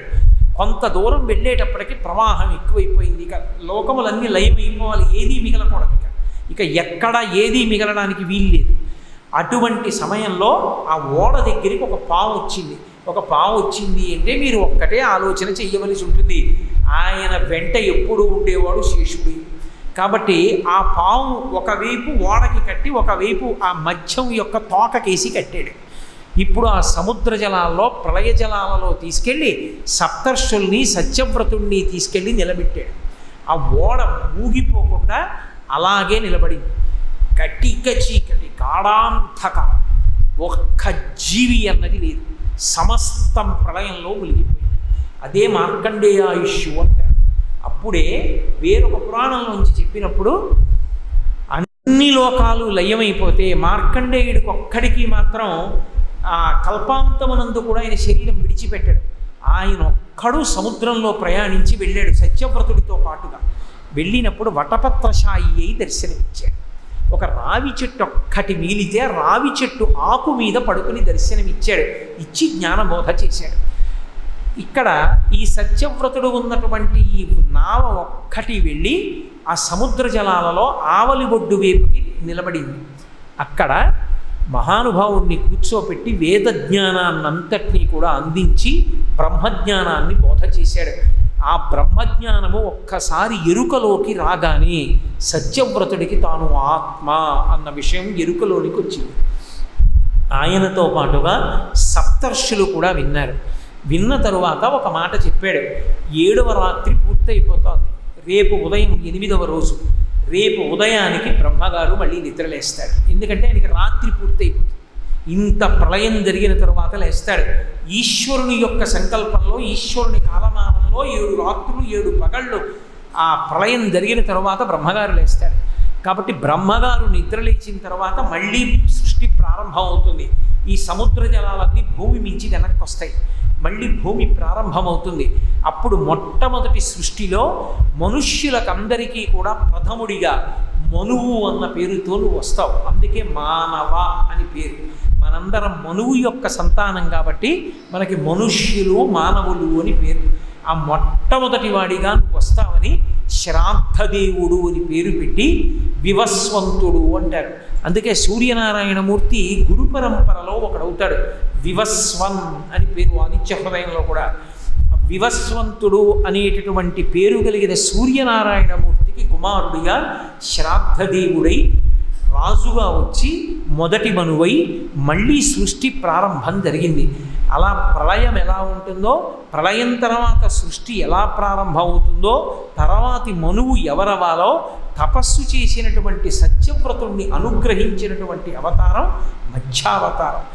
ఆ మత్స్యావతారం స్వీకరించడానికి రెండు కారణాలు. ఒకటి, ప్రళయ జలముల యందు సత్యవ్రతుణ్ణి నిలబెడితే తప్ప, ఎవరో ఒక్కడైనా అనుభవాన్ని చూస్తే తప్ప అసలు మనకు ఎలా అందుతుంది, ప్రళయం ఎలా ఉంటుందో. ఆ ప్రళయాన్ని సత్యవ్రతుడు చూశాడు కాబట్టి సత్యవ్రతుడికి ఎలా మత్స్యమూర్తి అవతారంలో ప్రళయాన్ని చూశాడో వర్ణింపబడింది కాబట్టి ప్రళయాన్ని, ప్రళయం తర్వాత సృష్టిని మనం తెలుసుకోగలిగాం. ఇంతలో ఒక చమత్కారం జరిగింది. ఎప్పుడెప్పుడు భగవానుడు ఒక్కడే మిగులుతాడో అక్కడక్కడ ఒక రాక్షసుడు కూడా పుడుతుంటాడు. ఎక్కడి నుంచి పుడతాడండి? మరి ఇంతమంది వెళ్ళిపోయారు కదా, ఇంతమంది ప్రళయంలో వెళ్ళిపోతే మరి రాక్షసుడు మాత్రం ఎక్కడి నుంచి పుడతాడు ఈశ్వర కృప లేకుండా అంటారేమో. ఇదే సనాతన ధర్మం యొక్క గొప్పతనం. సనాతన ధర్మంలో పాడు చేయడానికి ఎవడో ఓడు, బాగు చేయడానికి భగవంతుడు, భగవంతుడిని నమ్ముకుంటే వాడు భయపడుతూ ఉండడం, వాడు భయపెడితే భగవంతుడి మీద భక్తి లేకపోవడం, ఇలాంటి అర్థం లేని మాటలు ఉండవు. భయపెట్టినా భగవానుడే, భయం తీర్చినా భగవానుడే. అది సనాతన ధర్మం యొక్క గొప్పతనం. ఎవరినైనా భయపెట్టాలనుకోండి భగవంతుడే భయపెడతాడు. భయకృత్ భయనాశన అని విష్ణు సహస్రంలో నామాలు ఉన్నాయా లేవా? భయకృత్ అంటే భయపెట్టువాడు అని, భయనాశన అంటే భయాన్ని పోగొట్టువాడు అని. అందుకే మీరు చూడండి రుద్రాధ్యాయంలో శివలింగానికి అభిషేకం చేస్తూ నమస్తే అస్తు ధన్వనే బాహుభ్యాముతే నమః అంటూ మొదలవుతుంది. ఈశ్వర మీ చేతులకో నమస్కారం, ఆ ధనస్సుకో నమస్కారం, పిల్లలం ఏదో తప్పు చేశాను తీసేయండి తీసేయండి తీసేయండి అంటారు. ఉభయతర నమస్కారం చేస్తారు. మనం తప్పులు ఎక్కువ చేసామనుకోండి ఆయన ఘోర రూపంతో కనపడతాడు, ఎరా అని ఇలా చూపిస్తాడు. అప్పుడు కష్టాలు వచ్చి పడిపోయి అనుకోండి అదే ఘోర రూపంతో ఇస్తాడు కష్టాన్ని. అప్పుడు వెళ్ళి వేడుకున్నాం అనుకోండి, నిజమే ఎన్ని పాపాలు చేశానో ఇక జాగ్రత్తగా ఉంటాను, ఒళ్ళు దగ్గర పెట్టుకుంటాను, ఈశ్వరా నన్ను రక్షించండి అన్నాం అనుకోండి ఆయనే భయాన్ని పోగొడతాడు, ప్రసన్నుడవుతాడు. కాబట్టి ఇప్పుడు సృష్టి అంతా ప్రళయంలోకి వెళ్ళిపోతే మరి రాక్షసుడు అక్కడెక్కడి నుంచి పుట్టాడు? ఆ రాక్షసుడు కూడా ఈశ్వరుడిలోంచి వస్తాడు. ఈశ్వరుడు యొక్క ఏ అంగం నుంచి వస్తాడో తెలుసా? మలం నుంచి వస్తాడు. మలం ఎక్కడి నుంచి వస్తుంది? ఒక వస్తువు అంటూ ఉంటే దానిలోంచి మలం ఊరుతూనే ఉంటుంది. అసలు నేనంటూ ఉన్నాను అనుకోండి, నేను ఇప్పటిదాకా మీతో మాట్లాడి బయటికి వెళ్ళిపోయేటప్పటికీ నా చెవుల్లో కొంత కులిమి బయలుదేరుతుంది, నా శరీరం మీద కొంత చెమట బయలుదేరుతుంది. మలం అంటే శరీరంలో నుండి బయటికి విసర్జింపబడుతున్నవి. పరమేశ్వరుడు కూడా ఒక అవతార స్వీకారం చేసినప్పుడు ఆ శరీరం నుండి విసర్జింపబడుతున్న వాటిలోంచి పుడతారు. అందుకే మధుకైటభులు ఎక్కడి నుంచి పుట్టారు అంటే చెవి గులిమిలోంచి పుట్టారు అంటారు. కాబట్టి ఈశ్వర శరీరము యొక్క మలములోంచి రాక్షసుడు ఉద్భవిస్తాడు. అలాగే ఆయన శరీరంలోంచి ఒకడు ఉద్భవించాడు, వాడి పేరు హయగ్రీవుడు. హయగ్రీవుడు అంటే విష్ణువు యొక్క అవతారం ఉంది, అది జ్ఞానావతారం. శివావతారాల్లో దక్షిణామూర్తి ఎటువంటిదో విష్ణువతారాల్లో హయగ్రీవుడు అటువంటి వాడు. జ్ఞానానందమయం దేవం నిర్మల స్ఫటికాకృతిం ఆధారం సర్వ విద్యానాం హయగ్రీవం ఉపాస్మహే. కానీ ఈ హయగ్రీవుడు విష్ణువు యొక్క అవతారం కాదు, రాక్షసుడు. ఆయన పేరు హయగ్రీవుడే. ఆయన ఒక చమత్కారం చేశాడు. వాళ్ళకి ఎప్పుడు ఏం కోరిక ఉంటుంది అంటే వాళ్ళు సృష్టిలోనే ఉంటారు, భగవంతుని యొక్క అభిప్రాయాలు ఎలా ఉంటాయో దానికి పూర్తి భిన్నంగా వీళ్ళ అభిప్రాయాలు ఉంటాయి. భగవంతుని అభిప్రాయం ఏమిటి? ప్రళయం అయిపోయింది, సృష్టి జరగాలి. సృష్టి జరగాలంటే బ్రహ్మగారు నిద్రలేస్తాడు. బ్రహ్మగారు నిద్రలేచి సృష్టి దేన్ని ఆధారం చేసుకుని మొదలు పెడతాడు? వేదాన్ని ఆధారం చేసి మొదలు పెడతాడు. ఆ వేదాలు ఎత్తుకుపోతే అదిగో అలాంటి ఆలోచనలే వస్తాయి వాళ్ళకి. అందుకని ఆయన ఏం చేశాడు? అలసి సొలసి నిదుర నొందిన పరమేష్టి ముఖము నుండి వెడలే మొదలి శృతులు. వానిని అపహరించే ఒక హయగ్రీవుడును దైత్య భటుడు ఇంటి దొంగ గొడవ పరుల వశమే. ఇట్లాంటి దొంగతనం చెయ్యాలి అంటే సామాన్యుడి వశం అవుతుందా? దానికి తగ్గ బలవంతుడే చెయ్యాలి. ఏదో వాళ్ళ ఇంట్లోకి వెళ్ళి ఓ సబ్బు ఎత్తుకు రావచ్చు, ఓ కాకి అయితే చెంచా ఎత్తుకుపోతుంది. ఏదో కొంచెం దొంగతనం వచ్చిన వాడైతే ఎవడ వెళ్ళనో గురిసి ఎత్తుకోవచ్చు. ఇంకా పెద్ద దొంగ అయితే ఓడి ఇంట్లోంచి ఎత్తుకుపోవచ్చు. సత్యలోకంలోకి వెళ్ళి బ్రహ్మగారు నిద్రపోతున్నప్పుడు జారి కింద పడ్డ వేదాలు ఎత్తుకుపోవాలంటే వాడు ఎంత పెద్ద దొంగ అయి ఉండాలి. అంత పెద్ద దొంగతనం చెయ్యాలని బుద్ధి కలగడమే రాక్షసత్వం. అంటే ఒకడిది ఎత్తుకుపోతే వాడికే బాధ. కానీ ఏకంగా ఏదో నాకు స్నేహితుడు ఉండేవాడు, అతనికి పాపం తప్పకుండా మజ్జిగ తాగాలి. మజ్జిగ తాగకపోతే అతనికి వేడి చేసి చాలా బాధపడుతున్నాడు. ఒక ధూర్త కొడుకు ఉండేవాడు అతనికి. తండ్రి మీద ఎప్పుడు కోపం వచ్చినా వాడు పెరుగంతా తాగేసేవాడు. ఇంట్లోకి వెళ్ళి వాడికి మజ్జిగ ఉండేది కాదు. మళ్ళీ వెళ్ళి ఆ పెరుగు తెచ్చుకొని క్యారేజీ కట్టుకుంటే కానీ ఆఫీస్కి వచ్చేవాడు కదా. ఏమన్నా ఆలస్యం అయిపోయారంటే మా అబ్బాయి పెరుగు తాగేసాడంటే నా మీద కోపం వచ్చేట్టు ఉండేవాడు. ఎక్కడి నుంచి పుట్టాడు వాడు? వాడికే పుట్టాడు కొడుగ్గా. పుట్టి వాడు తాగవలసిన పెరుగు వీడు తాగేసి తండ్రిని బాధ పెట్టినట్టు రాక్షసుడు అంటే అదిగో అలాగే చేస్తాడు. ఏ వేదాలుంటే సృష్టి జరుగుతాయో ఆ వేదాలు లేకుండా చెయ్యాలి. అందుకే అవతార స్వీకారానికి మొదటి మాట ఏం చెప్పాడు శుకబ్రహ్మ? వేద విప్ర గో సుర సాధు ధర్మ అర్థములు కావ తనువు దాల్చి అన్నాడు. అందుకు రూపం పొందుతాడు అన్నాడు. ఆయనకి తెలియదు ఎవడేం చేస్తాడో. ఆ పాటి జ్ఞానం లేనివాడు ఆ విష్ణువు. కాబట్టి ఈ హయగ్రీవుడు అనేటటువంటి రాక్షసుడు పాపం అలసి సొలసి నిదుర పొందిన పరమేష్టి ముఖము నుండి వెడలిన మొదలి శృతుల అపహరించే. ఆయన ఏదో పాపం ఆ వేదాలు పట్టుకుని ఆ సృష్టి చేసి చేసి చేసి చేసి వీపు నిప్పెట్టి కల్పాంతమునందు పడుకున్నాడు. ఆ పడుకోవడంలో బాగా నిద్రపోయాడేమో. చేతిలో ఉన్న వేదాలు జారి కింద పడిపోయాయి. ఆ కింద పడిపోయిన వేదాలు ఎత్తుకుపోయాడు. ఎత్తుకుపోతే ఏమవుతుంది? భగవంతుడు అయోమయానికి గురవాలది వాడి సంతోషం. ఎప్పుడు సృష్టి ఆగిపోతుంది. సృష్టి ఆగిపోతే ఏమిటి సమయం అయింది ఇంకా సృష్టి జరగలేదు అని బ్రహ్మగారిని అడుగుతాడు. వేదాలు ఎక్కడో పోయాయండి కనపట్టం లేదంటాడు. ఎక్కడో పోవడం ఏమిట్రా, నువ్వే కదా పట్టుకున్నావు అంటే, అవును రాత్రి నిద్రపోయాను కదా, నిద్రపోయినప్పుడు జారి ఇక్కడే కదా పడాలి, మీరు కనపట్టం లేదు అంటాడు. అప్పుడు రాక్షసుడు ఉన్నాడు, ఎక్కడో ఎత్తుకుపోయాడు తెలుసుకోవాలన్నమాట. ఈ హయగ్రీవుడున్న రాక్షసునికి ఉన్న గొప్పతనం ఏంటంటే వాడికి ఒక ప్రత్యేకమైన శక్తి ఉంది. అవి యోగశక్తులు. అలా సంపాదిస్తారు. జలస్తంభన విద్య అని ఒక విద్య. ఆ యోగశక్తి సంపాదించారనుకోండి, నీళ్ళ లోపలికి వెళ్ళిపోయి వాడు ఉండిపోతాడు. వాడు పైకి నీళ్లు కనపడతాయి, అందులో ఉంటాడు వాడు. దుర్యోధనుడు నేర్చుకున్నాడు ఆ జలస్తంభన విద్య. నేర్చుకుని నీళ్ల లోపలికి వెళ్ళి దాక్కున్నాడు. భీమసేనుడు వచ్చి పౌరుషవాక్యాలు పలికితే అప్పుడు బయటకు వచ్చాడు అందులోంచి. అలా ఈ హయగ్రీవుడన్న రాక్షసుడు ఒక ప్రత్యేకమైన శక్తి సంపాదించాడు. అది ఎక్కడి నుంచి సంపాదించాడు? ఈశ్వర కృప వల్లే. అదో తమాషా. మళ్ళీ ఏది ఎక్కడి నుంచి వచ్చినా ఈశ్వరుడి వల్లే వస్తుంది. భక్తితో ఉండి తపస్సు చేసినప్పుడు ఇచ్చేస్తాడు, దుర్వినియోగం చేస్తే చంపేస్తాడు. అది ఆయన లక్షణం. వాడు బుద్ధిగా ఉండి తపస్సు చేశాడు అనుకోండి, తపస్సుకి లక్షణం తపస్సుకే ఇచ్చేస్తాడు. వాడు హిరణ్యకశిపుడు అండి, వరాలు ఇచ్చేస్తే రేపు పొద్దున్న ఇబ్బంది పెట్టేస్తాడండి, అరిచి చావనివ్వండి, ఏం చేయనివ్వండి, నేను వరాలు ఇవ్వనంటాం. తపస్సు చేశాడు, భక్తిగా ఉన్నాడు, వరాలు ఇస్తాడు. అబ్బాయి బుద్ధిగా ఉండని చెప్తాడు, ఉండలేదు నరసింహావతారంలో వచ్చి చంపేస్తాడు. ఇచ్చేది ఇస్తాడు, పెట్టేది పెడతాడు, మాట వినకపోతే కొడతాడు. తండ్రి ఎలా ఉంటాలో అలాగే ఉంటాడు. కాబట్టి ఇప్పుడు ఆ హయగ్రీవుడన్న రాక్షసుడు ఎక్కడ ఉన్నాడని చూశాడు. వాడు వేదాలన్నీ తడిసిపోకుండా ఓ బట్టలో కట్టేసి వాటిని పట్టుకుని సముద్ర గర్భంలోకి వెళ్ళిపోయాడు. వాడికి అదో విద్య వచ్చి వాడికి కాబట్టి సముద్రంలో దాక్కున్నాడు. ఏమిటి సరదా వాడికి అంటే, ఒక్కొక్కడికి 10 మంది బాధపడిపోతే వీడికి ఎంత సంతోషం. అదిగో పెరుగు తాగేసిన కొడుకులకి. ఇప్పుడు వేదాలు లేవుగా బ్రహ్మగారికి ఎలా? ఇప్పుడు మళ్ళీ వేదం అంతా తయారు చేసి ఇవ్వాలంటే బ్రహ్మగారు ఎప్పటికీ నేర్చుకుంటాడు, ఎప్పటికీ సృష్టి మొదలవుతుంది. ఈ మధ్యలో పెద్ద అగాధం వచ్చిందా లేదా? ఎందుకు ఆగిపోయిందంటే హయగ్రీవుడు వేదాలు ఎత్తుకుపోయాడంటారా లేదా? నా కీర్తి చిరస్థాయిగా ఉంటుంది కదా. ఒక్కొక్కడిది ఒక్కొక్క వెర్రి. మీకు వెంకటేశ్వర అవతారంలో కూడా ఇలాంటి వాడు ఒకడు దొరికాడు. అందుకే 7 కొండల్లో ఒక కొండకి వృషాద్రి అని పేరు రావడానికి కారణం ఒక రాక్షసుడి పేరు. వాడు శ్రీ మహావిష్ణువుతో యుద్ధం చేసి చంపేసే ముందు నీకేం వరం కావాలని అడిగితే మోక్షం అడగలేదు వాడు. నాకు మోక్షం వద్దు, ఏహీ వద్దు, నచ పరమేశ్య పదం హరేహే, నాకు పరమేష్టి పదం కూడా వద్దు, నాకేం కావాలో తెలుసా, నా పేరు మీద ఈ కొండ ఉంటే చాలా అన్నాడు. వాడికి అదో సంతోషం. అలాగే ఇచ్చానన్నాడు. వృషభాద్రి ఓ కొండ అయింది.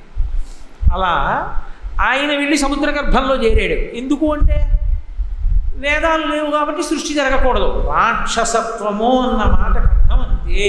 మీరు ఎప్పుడైనా జ్ఞాపకం పెట్టుకోండి.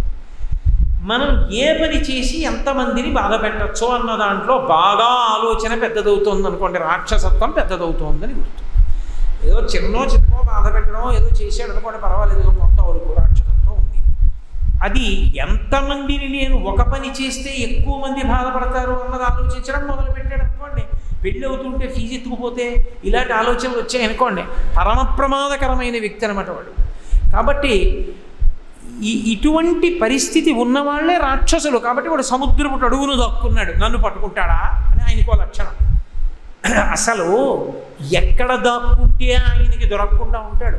శ్రీకృష్ణార్జున యుద్ధంలో, శ్రీకృష్ణార్జున యుద్ధం నిజంగా జరిగిందా అంటే అదేమీ పౌరాణికం కాదు, ఒక కాల్పనికం. కాకపోతే చాలా అందంగా కల్పించారు కాబట్టి ఓ సంతోషదాయకంగా చదువుకోవడం. అందులో ఏడుస్తాడు గైడు, ఎక్కడికి వెళ్ళి దాక్కుంటాను, కృష్ణుడికి దొరకకుండా దాక్కుందా అంటే, నేను ఏదో స్వర్గలోకమునకేకి బ్రతకవచ్చునటన్న సుత్రాముడా అతని సోదరుడు ఉండే, స్వర్గలోకంలో బతుకుదామంటే ఇంద్రుడు ఆయన సోదరుడే పట్టుకుంటాడు.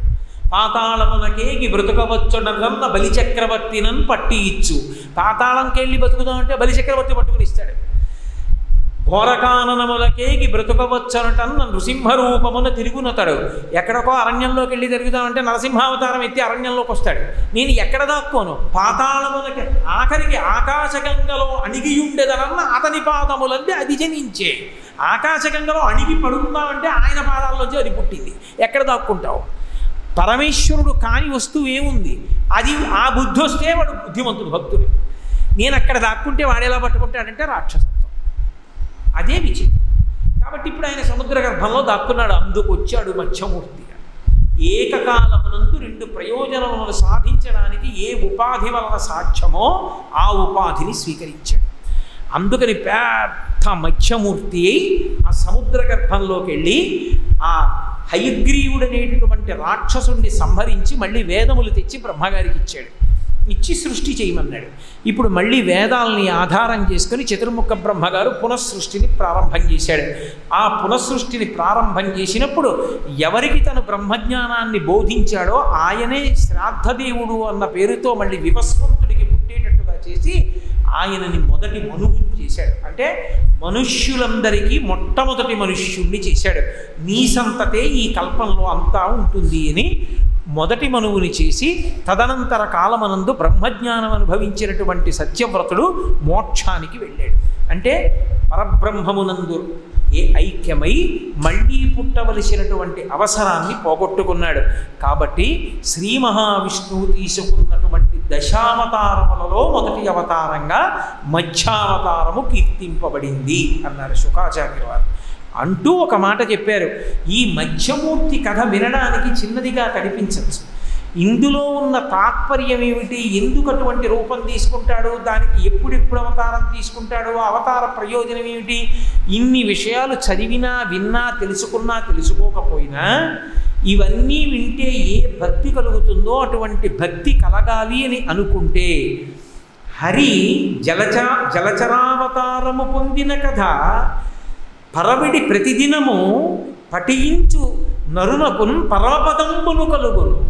ప్రతిరోజు కూడా ఒక్కసారి మత్స్యమూర్తి యొక్క కథని ఎవరు చదువుకుంటారో వాళ్ళకి పరమ భక్తి ఏర్పడి ఆ భక్తి చేత ఏదో ఒకనాడు శ్రీ మహావిష్ణువు అనుగ్రహించి పరమపదాన్ని పొందేటటువంటి అదృష్టాన్ని కల్పిస్తారు.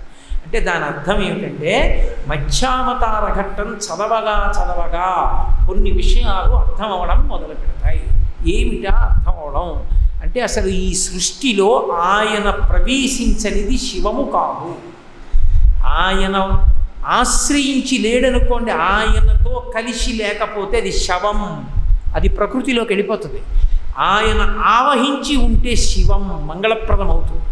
అందుకని ఆయన ఇందులో ఉండడమా ఇందులో ఉండకపోవడమా ఆయనకు ఉండదు. ఆయన అన్నిటి యందు ఉంటాడు. ఆయన లేనిది ఉండదు. అంతర్బహిశ్చతత్సర్వం వ్యాప్య నారాయణ స్థిత. అందుకే చాపగా రావడానికి ఆయనకి ఇబ్బంది ఏం లేదు. ఆయన ఎందుకు ఒక్కొక్క రూపాన్ని పొందుతాడంటే ఏ రూపాన్ని పొందితే ఒక ఉపకారం భక్తుడికి చేయడం సాధ్యం అవుతుందో ఆ రూపాన్ని పొందుతాడు. ప్రళయాన్ని ఆపి కేవలం తను దర్శనమివ్వవచ్చు, విష్ణు దర్శనమేగా అడిగాడు సత్యవ్రతుడు, కాబట్టి తన దర్శనం ఇచ్చేసేయచ్చు. కానీ తను దర్శనం ఒకటే ఇచ్చి వెళ్ళిపోయాడు అనుకోండి, ప్రళయకాలంలో ఆయన కూడా వెళ్ళిపోతాడు. వెళ్ళిపోతే భవిష్యత్తులో మనువు కాడు, ఆయన వివస్వంతుడికి కొడుకు కాలేడు. ప్రళయకాలమనందు ఎవ్వరూ వినడానికి యోగ్యత లేకుండా శరీరం విడిచిపెడితే సప్తర్షులతో కలిసి శ్రీ మహావిష్ణువు దగ్గర బ్రహ్మజ్ఞానాన్ని పొందలేడు. 2, ఆ కాలమునందు పుట్టేటటువంటి హయగ్రీవుడన్న రాక్షసుడి చేత తస్కరింపబడినటువంటి వేదములను తిరిగి పైకి తేవడానికి నీటి యందు ప్రవేశించేటటువంటి అనువైన రూపమున్న మత్స్యమూర్తిగా ఉంటే తప్ప పునఃసృష్టి ప్రారంభం కాదు. ఇన్నిటిని దృష్టిలో పెట్టుకుని ఏకకాలమునందు సాధించగలగాలంటే సర్వజ్ఞత అని ఒక మాట. అవతారమునందు సర్వజ్ఞత్వం అంటే అన్నీ తెలిసి ఉంటాయి, భూత భవిష్యత్ వర్తమాన కాలములు తెలిసి ఉంటాయి. అవతారము వచ్చింది అంటే భక్తుడు కోరుకున్నది తృణమైతే పరమేశ్వరుడిచ్చేది మేరు పర్వతం. ఇందులో మీరొక్క విషయాన్ని గమనించాలి. సత్యవ్రతుడు నాకు ఇది కావాలని ఏమైనా అడిగాడా శ్రీ మహావిష్ణువుని? ఏమీ అడగలేదు. చాపగా కనపడి రక్షించమని అడిగాడు. రక్షించవలసిన వాడు రక్షించమని అడిగాడు. దిక్కుమాలిన చేప పిల్ల దీన్ని నేను రక్షించాలని ఏమిటని పారేశాడు అనుకోండి, అసలు సత్వగుణమే లేదు. సత్వగుణమే లేని వాడికి తపస్సు ఏమిటి? ఇక ఆ తపస్సుకి తాను ఎలా అనుగ్రహిస్తాడు? సత్వగుణ భరితుడై ఉన్నాడు అనడానికి అర్థం నన్ను రక్షించు అంటే తాను ముందే తీసుకెళ్ళి తొట్లో పారేయచ్చు.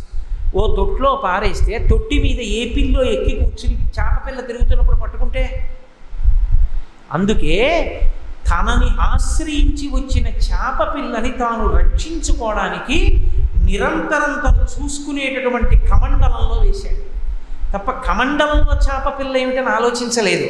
అంటే ఒక చేపపిల్లని రక్షించడంలో కూడా ఎంత ఆర్తి ఉందో, ఎంత ప్రేమ ఉందో, ఎంత తాపత్రయం ఉందో, ప్రతి ప్రాణిలో విష్ణువుని ఎంత చూశాడు అనడానికి సత్యవ్రతుని యొక్క హృదయము తార్కాన్ని కమండలంలో పెట్టాడు.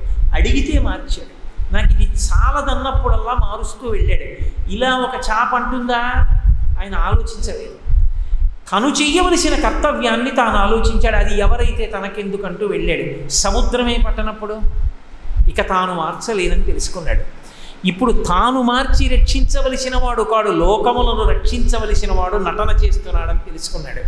ఇప్పుడు నేను విష్ణువుగా రమ్మంటే నువ్వు చేపగా వచ్చావేమని అడగలేదు, చేపనే చూసి కీర్తించాడు. అంటే అంతటా విష్ణు దర్శనం అవడం ఇప్పుడు ప్రారంభమైంది. ఇప్పుడు విష్ణువు కనపడ్డాడు అంతటా. విష్ణువు అంటే వ్యాపకత్వం ఉన్నవాడు. విశ్వం విష్ణువు. అసలు నిజానికి విష్ణు సహస్రనామ స్తోత్రంలో 2 నామాలు, మిగిలిన 998 2 నామాలకి వ్యాఖ్యానాలు. విశ్వం విష్ణువు కాబట్టి ఈ విశ్వము విష్ణువు, అంతటా విష్ణువు దర్శనమయ్యాడు. ఇప్పుడు ఏమన్నాడు? ప్రళయం వచ్చేస్తోంది, బ్రహ్మజ్ఞానాన్ని బోధ చెయ్యాలి. ప్రళయం అంటే ఏమిటో తెలిసినవాడు ఎవరూ లేడు. ప్రళయం వరకే తెలుసు సమస్త జీవులు. ఈ ప్రళయం అంటే ఏమిటో తెలియడానికి నువ్వే కారణం కావాలి. అంటే ఈ లోకం ఎందుకు ప్రళయ జలధిలో మునిగిపోతుందో, మునిగిపోయిన తరువాత కూడా వెళ్ళిపోయిన జీవులందరి యొక్క పునరుత్పత్తి మళ్ళీ ఎవరెవరు ఏ కర్మలు చేశారో తెలుసుకోగలిగిన దక్షత ఉన్నవాడిగా బ్రహ్మగారు ఎలా ఉంటారో, ఆ బ్రహ్మగారికి కూడా సృష్టికి వేదమే ఎందుకు ప్రమాణమవుతుందో వేద ప్రామాణ్యము యొక్క గొప్పతనాన్ని చూపించాలి. ఆ వేదములను తేవడానికి మళ్ళీ తాను మత్స్యమూర్తిగానే వెళ్ళి హయగ్రీవ సంహారం చెయ్యాలి. సత్యవ్రతుడు నోరు తెరిచి అడిగినది ఏదైనా ఉందా?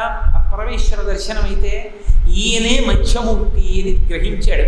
నాకు మోక్షం ఇయ్యని కానీ, నాకు ప్రళయంలో కూడా బ్రతికుండేటట్టు చెయ్యని కానీ సత్యవ్రతుడు ఏమీ అడగలేదు. ఆయనే చెప్పాడు, 7 రాత్రుల తర్వాత 8వ రోజున ప్రళయం వస్తోంది, నువ్వే ఓషధీ మూటలు సిద్ధం చేసుకో, సప్తర్షులు వస్తారు, నావ నిక్కు అన్నాడు. అంటే భగవంతుడి మనం కోరిక కోరకుండా ఉండగలగాలి. కానీ పరమభక్తితో నీ కార్యాన్ని, నీ కర్తవ్యాన్ని నువ్వు చేసుకుంటూ వెళ్ళిపోతే ప్రళయంలో సమస్త 3 లోకములు మునిగిపోయాయి. భాగవతంలో ప్రళయంలో 3 లోకములు మునిగిపోయినా బతికిపోయిన వాడు సత్యవ్రతుడు ఒక్కడే, సప్తర్షులు కాకుండా. బ్రతికించడం కాదు, వినడానికి ఎవ్వరూ లేనప్పుడు విష్ణువు గురువై కూర్చుని బ్రహ్మజ్ఞానాన్ని ఇచ్చింది ఒక్క సత్యవ్రతుడికి. ఇవ్వడం కాదు, సూర్యభగవానుడికి కొడుకుని చేసి ఆ సూర్యుణ్ణి గురువుని చేసి జ్ఞానబోధ చేయించి మొదటి మనువుని చేశాడు. మొదటి మనువుని చేసి తరువాతి కాలమునందు మోక్షం ఇచ్చాడు. అంటే భగవద్భక్తిలో నువ్వు భగవంతుణ్ణి అడగగలగడం నీకు చేత కాదు. శంకర భగవత్పాదులు అందుకే తీర్మానం చేశారు, ఈశ్వరుడు నీకు సముద్రం ఇవ్వగలడు, నువ్వేమడుగుతావు? నీటి బొట్టు అడుగుతావు, అడక్కన్నారు. అందుకే నువ్వు అడక్కు ఈశ్వరుణ్ణి, భక్తితో నిలబడు చాలు. నీకేమి ఇవ్వాలో ఈశ్వరుడికి తెలుసు. ఆయన ఏమి ఇవ్వాలనుకున్నాడో అది నీకు ఇచ్చినప్పుడు నువ్వు చిరస్థాయిని పొందుతావు. నువ్వు అడిగితే నువ్వేమడుగుతావు? అల్పమైన కోరికలు కోరుతావు. అడగకుండా భక్తితో ఉండడం నేర్చుకో. ఏ స్థాయిని సత్యవ్రతుడు పొందాడో నువ్వు ఆ స్థాయిని పొందుతావు. ఇన్ని రహస్యములను ఉటంకించింది కాబట్టే ఈ మత్స్యావతార ఘట్టాన్ని ప్రతిరోజు ఎవరు చదువుకుంటున్నారో, ఎవరు ఆ సత్యవ్రతుణ్ణి తలుచుకుంటున్నారో వాళ్ళందరికీ కూడా పరమపదాన్ని ఇస్తాడయా అన్నారు. ఎందుకని? ఆఖరణ ఇంకా 7 రోజులలో ప్రళయం వస్తోందనగా ప్రళయ జలాలలో తీసుకెళ్లి బ్రహ్మజ్ఞానం ఇవ్వగలిగినటువంటి పరాత్పరుడు నీ మిగిలిన జీవితంలో భక్తి జ్ఞాన వైరాగ్యములనిచ్చి అంత్యమునందు ఆఖరి ఊపిరిలోనైనా బ్రహ్మజ్ఞానాన్ని ఇచ్చి ఆయన నిన్ను మళ్ళీ పుట్టవలసిన అవసరం లేని స్థితికి ఎత్తగలడు. అటువంటి శక్తి ఉన్నటువంటి పరమేశ్వరుని యొక్క స్థితిని ఆవిష్కరించగలిగిన గాథ కాబట్టి మొట్టమొదటి అవతారమైనటువంటి మత్స్యావతారానికి అంత ప్రశస్తి కలిగి ఫలశ్రుతి చెప్పారు పోతన గారు దానికి. అందుకని అన్నారు, ఎవరు ప్రతిరోజు దీన్ని పదపడి ప్రతిదినము చదువ పరమ పదంబుల్ నరులు పొందుదురు సిద్ధి నుండు ధరణీశ్వర తథ్యము సుమ్మి. సిద్ధిని పొందుతారయా. తీరు కోరికలు, ఏ కోరిక వాళ్ళు, ధార్మికమైన కోరిక వాళ్ళు ఏమి కోరుకుంటారో వాళ్ళ మనసులో ధార్మికమైనవి కొన్ని ఉంటాయి. అవి పైకి కోరికగా వ్యక్తం కాకపోవచ్చు. నేను పెళ్లి చేసుకున్నాను అనుకోండి, దేనికి పెళ్లి చేసుకుంటాను? ధర్మ ప్రజాపత్యర్థం, నా వంశం కొనసాగాలి తంతువుగా, కాబట్టి నాకు కొడుకు పుట్టాలని పెళ్లి చేసుకున్నాను, ధర్మం. అప్పుడు ఇది కోరిక అయినా కోరిక కింద తీసుకోరు, దాన్ని ఈశ్వరుడు అనుగ్రహిస్తాడు. కాబట్టి మత్స్యావతార ఘట్టం వినకూడదన్న వాళ్ళు లేరు లోకంలో. మత్స్యావతార ఘట్టాన్ని ప్రతి వాళ్ళు పారాయణ చెయ్యవలసిందే. మత్స్యావతార ఘట్టాన్ని ప్రతిరోజు పారాయణ చేసుకోవడం అలవాటైతే వాళ్ళ యొక్క ధార్మికమైన కోరికలను విష్ణు భగవానుడు తీరుస్తాడు. తీర్చడం కాదు, కేవలం ఆ అవతార ఘట్టాన్ని ప్రతిరోజు చదవడం. గట్టిగా ఎంతసేపు ఉంటుందనుకుంటున్నారు? నేను వ్యాఖ్య చేశాను కాబట్టి ఇంతసేపు పట్టింది, లేకపోతే చదవడానికి 8 నిమిషాలు 9 నిమిషాల్లో పడుతుంది అంతే మత్స్యావతారం. అంతసేపు మాత్రమే పట్టే మత్స్యావతార ఘట్టం ప్రతిరోజు ఒకసారి చదువుకోవడం అలవాటైతే తుట్టతుదన ధరణీశ్వర సిద్ధి పొందు తథ్యము సొమ్మి. నా మాట మీద అనుమానం లేదు. అలా రోజు చదివిన వాళ్ళు సిద్ధి పొంది తీరుతారు. అంటే కోట్ల జన్మల కిందకి వెళ్ళిపోకుండా ధర్మమునందు ప్రవర్తించి భగవద్భక్తి అలవడి భగవంతుని యొక్క అనుగ్రహాన్ని పొందడానికి యోగ్యమైన పాత్రతని పొందుతారు. ఇన్ని రహస్యాల్ని ఆవిష్కరించింది కాబట్టి, మనుష్యుడైన వాడు తెలుసుకోవలసిన విషయాలు చెప్పింది కాబట్టి, ప్రతిరోజు చదువుకోవడం వల్ల ఇన్ని అనుగ్రహాలను వర్షించగలిగినది కాబట్టి ప్రథమావతారంగా దశావతారాల్లో మత్స్యావతారం కీర్తింపబడింది. దశావతారాల్లో గమ్మత్తు ఏమిటంటే కొన్నింటిని జంతు రూపంలో పొందాడు, కొన్నింటిని నరజంతు రూపంలో పొందాడు, కొన్ని బ్రాహ్మణ కుటుంబాల్లో పొందాడు, కొన్ని క్షత్రియ కుటుంబాల్లో పొందాడు.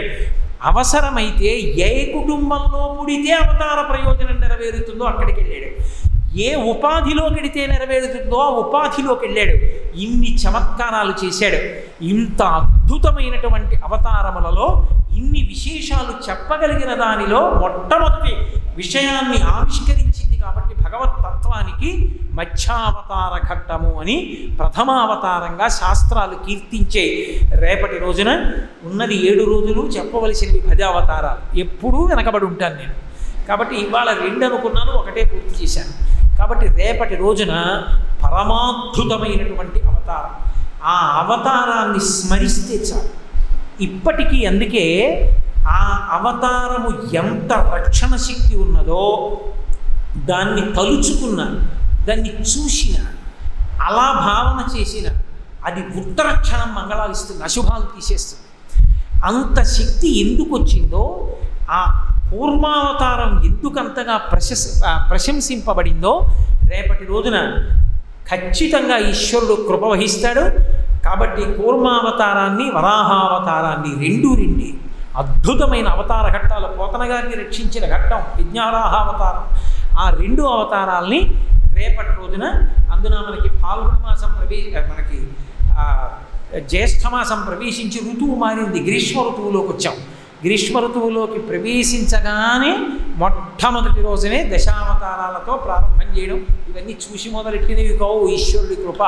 కాబట్టి రేపు కూర్మావతారం, ఆ తర్వాత యజ్ఞవరాహావతారం గురించి రేపటి రోజున భగవంతుడి అనుగ్రహంతో పలుకుతారు. తిరిగి 6:30 రేపు కలుసుకుందాం.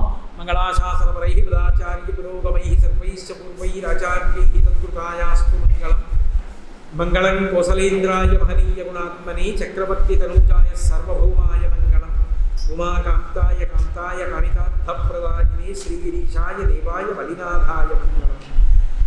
సర్వం శ్రీ ఉమామహేశ్వర పరబ్రహ్మార్పణమస్తు. స్వస్తి.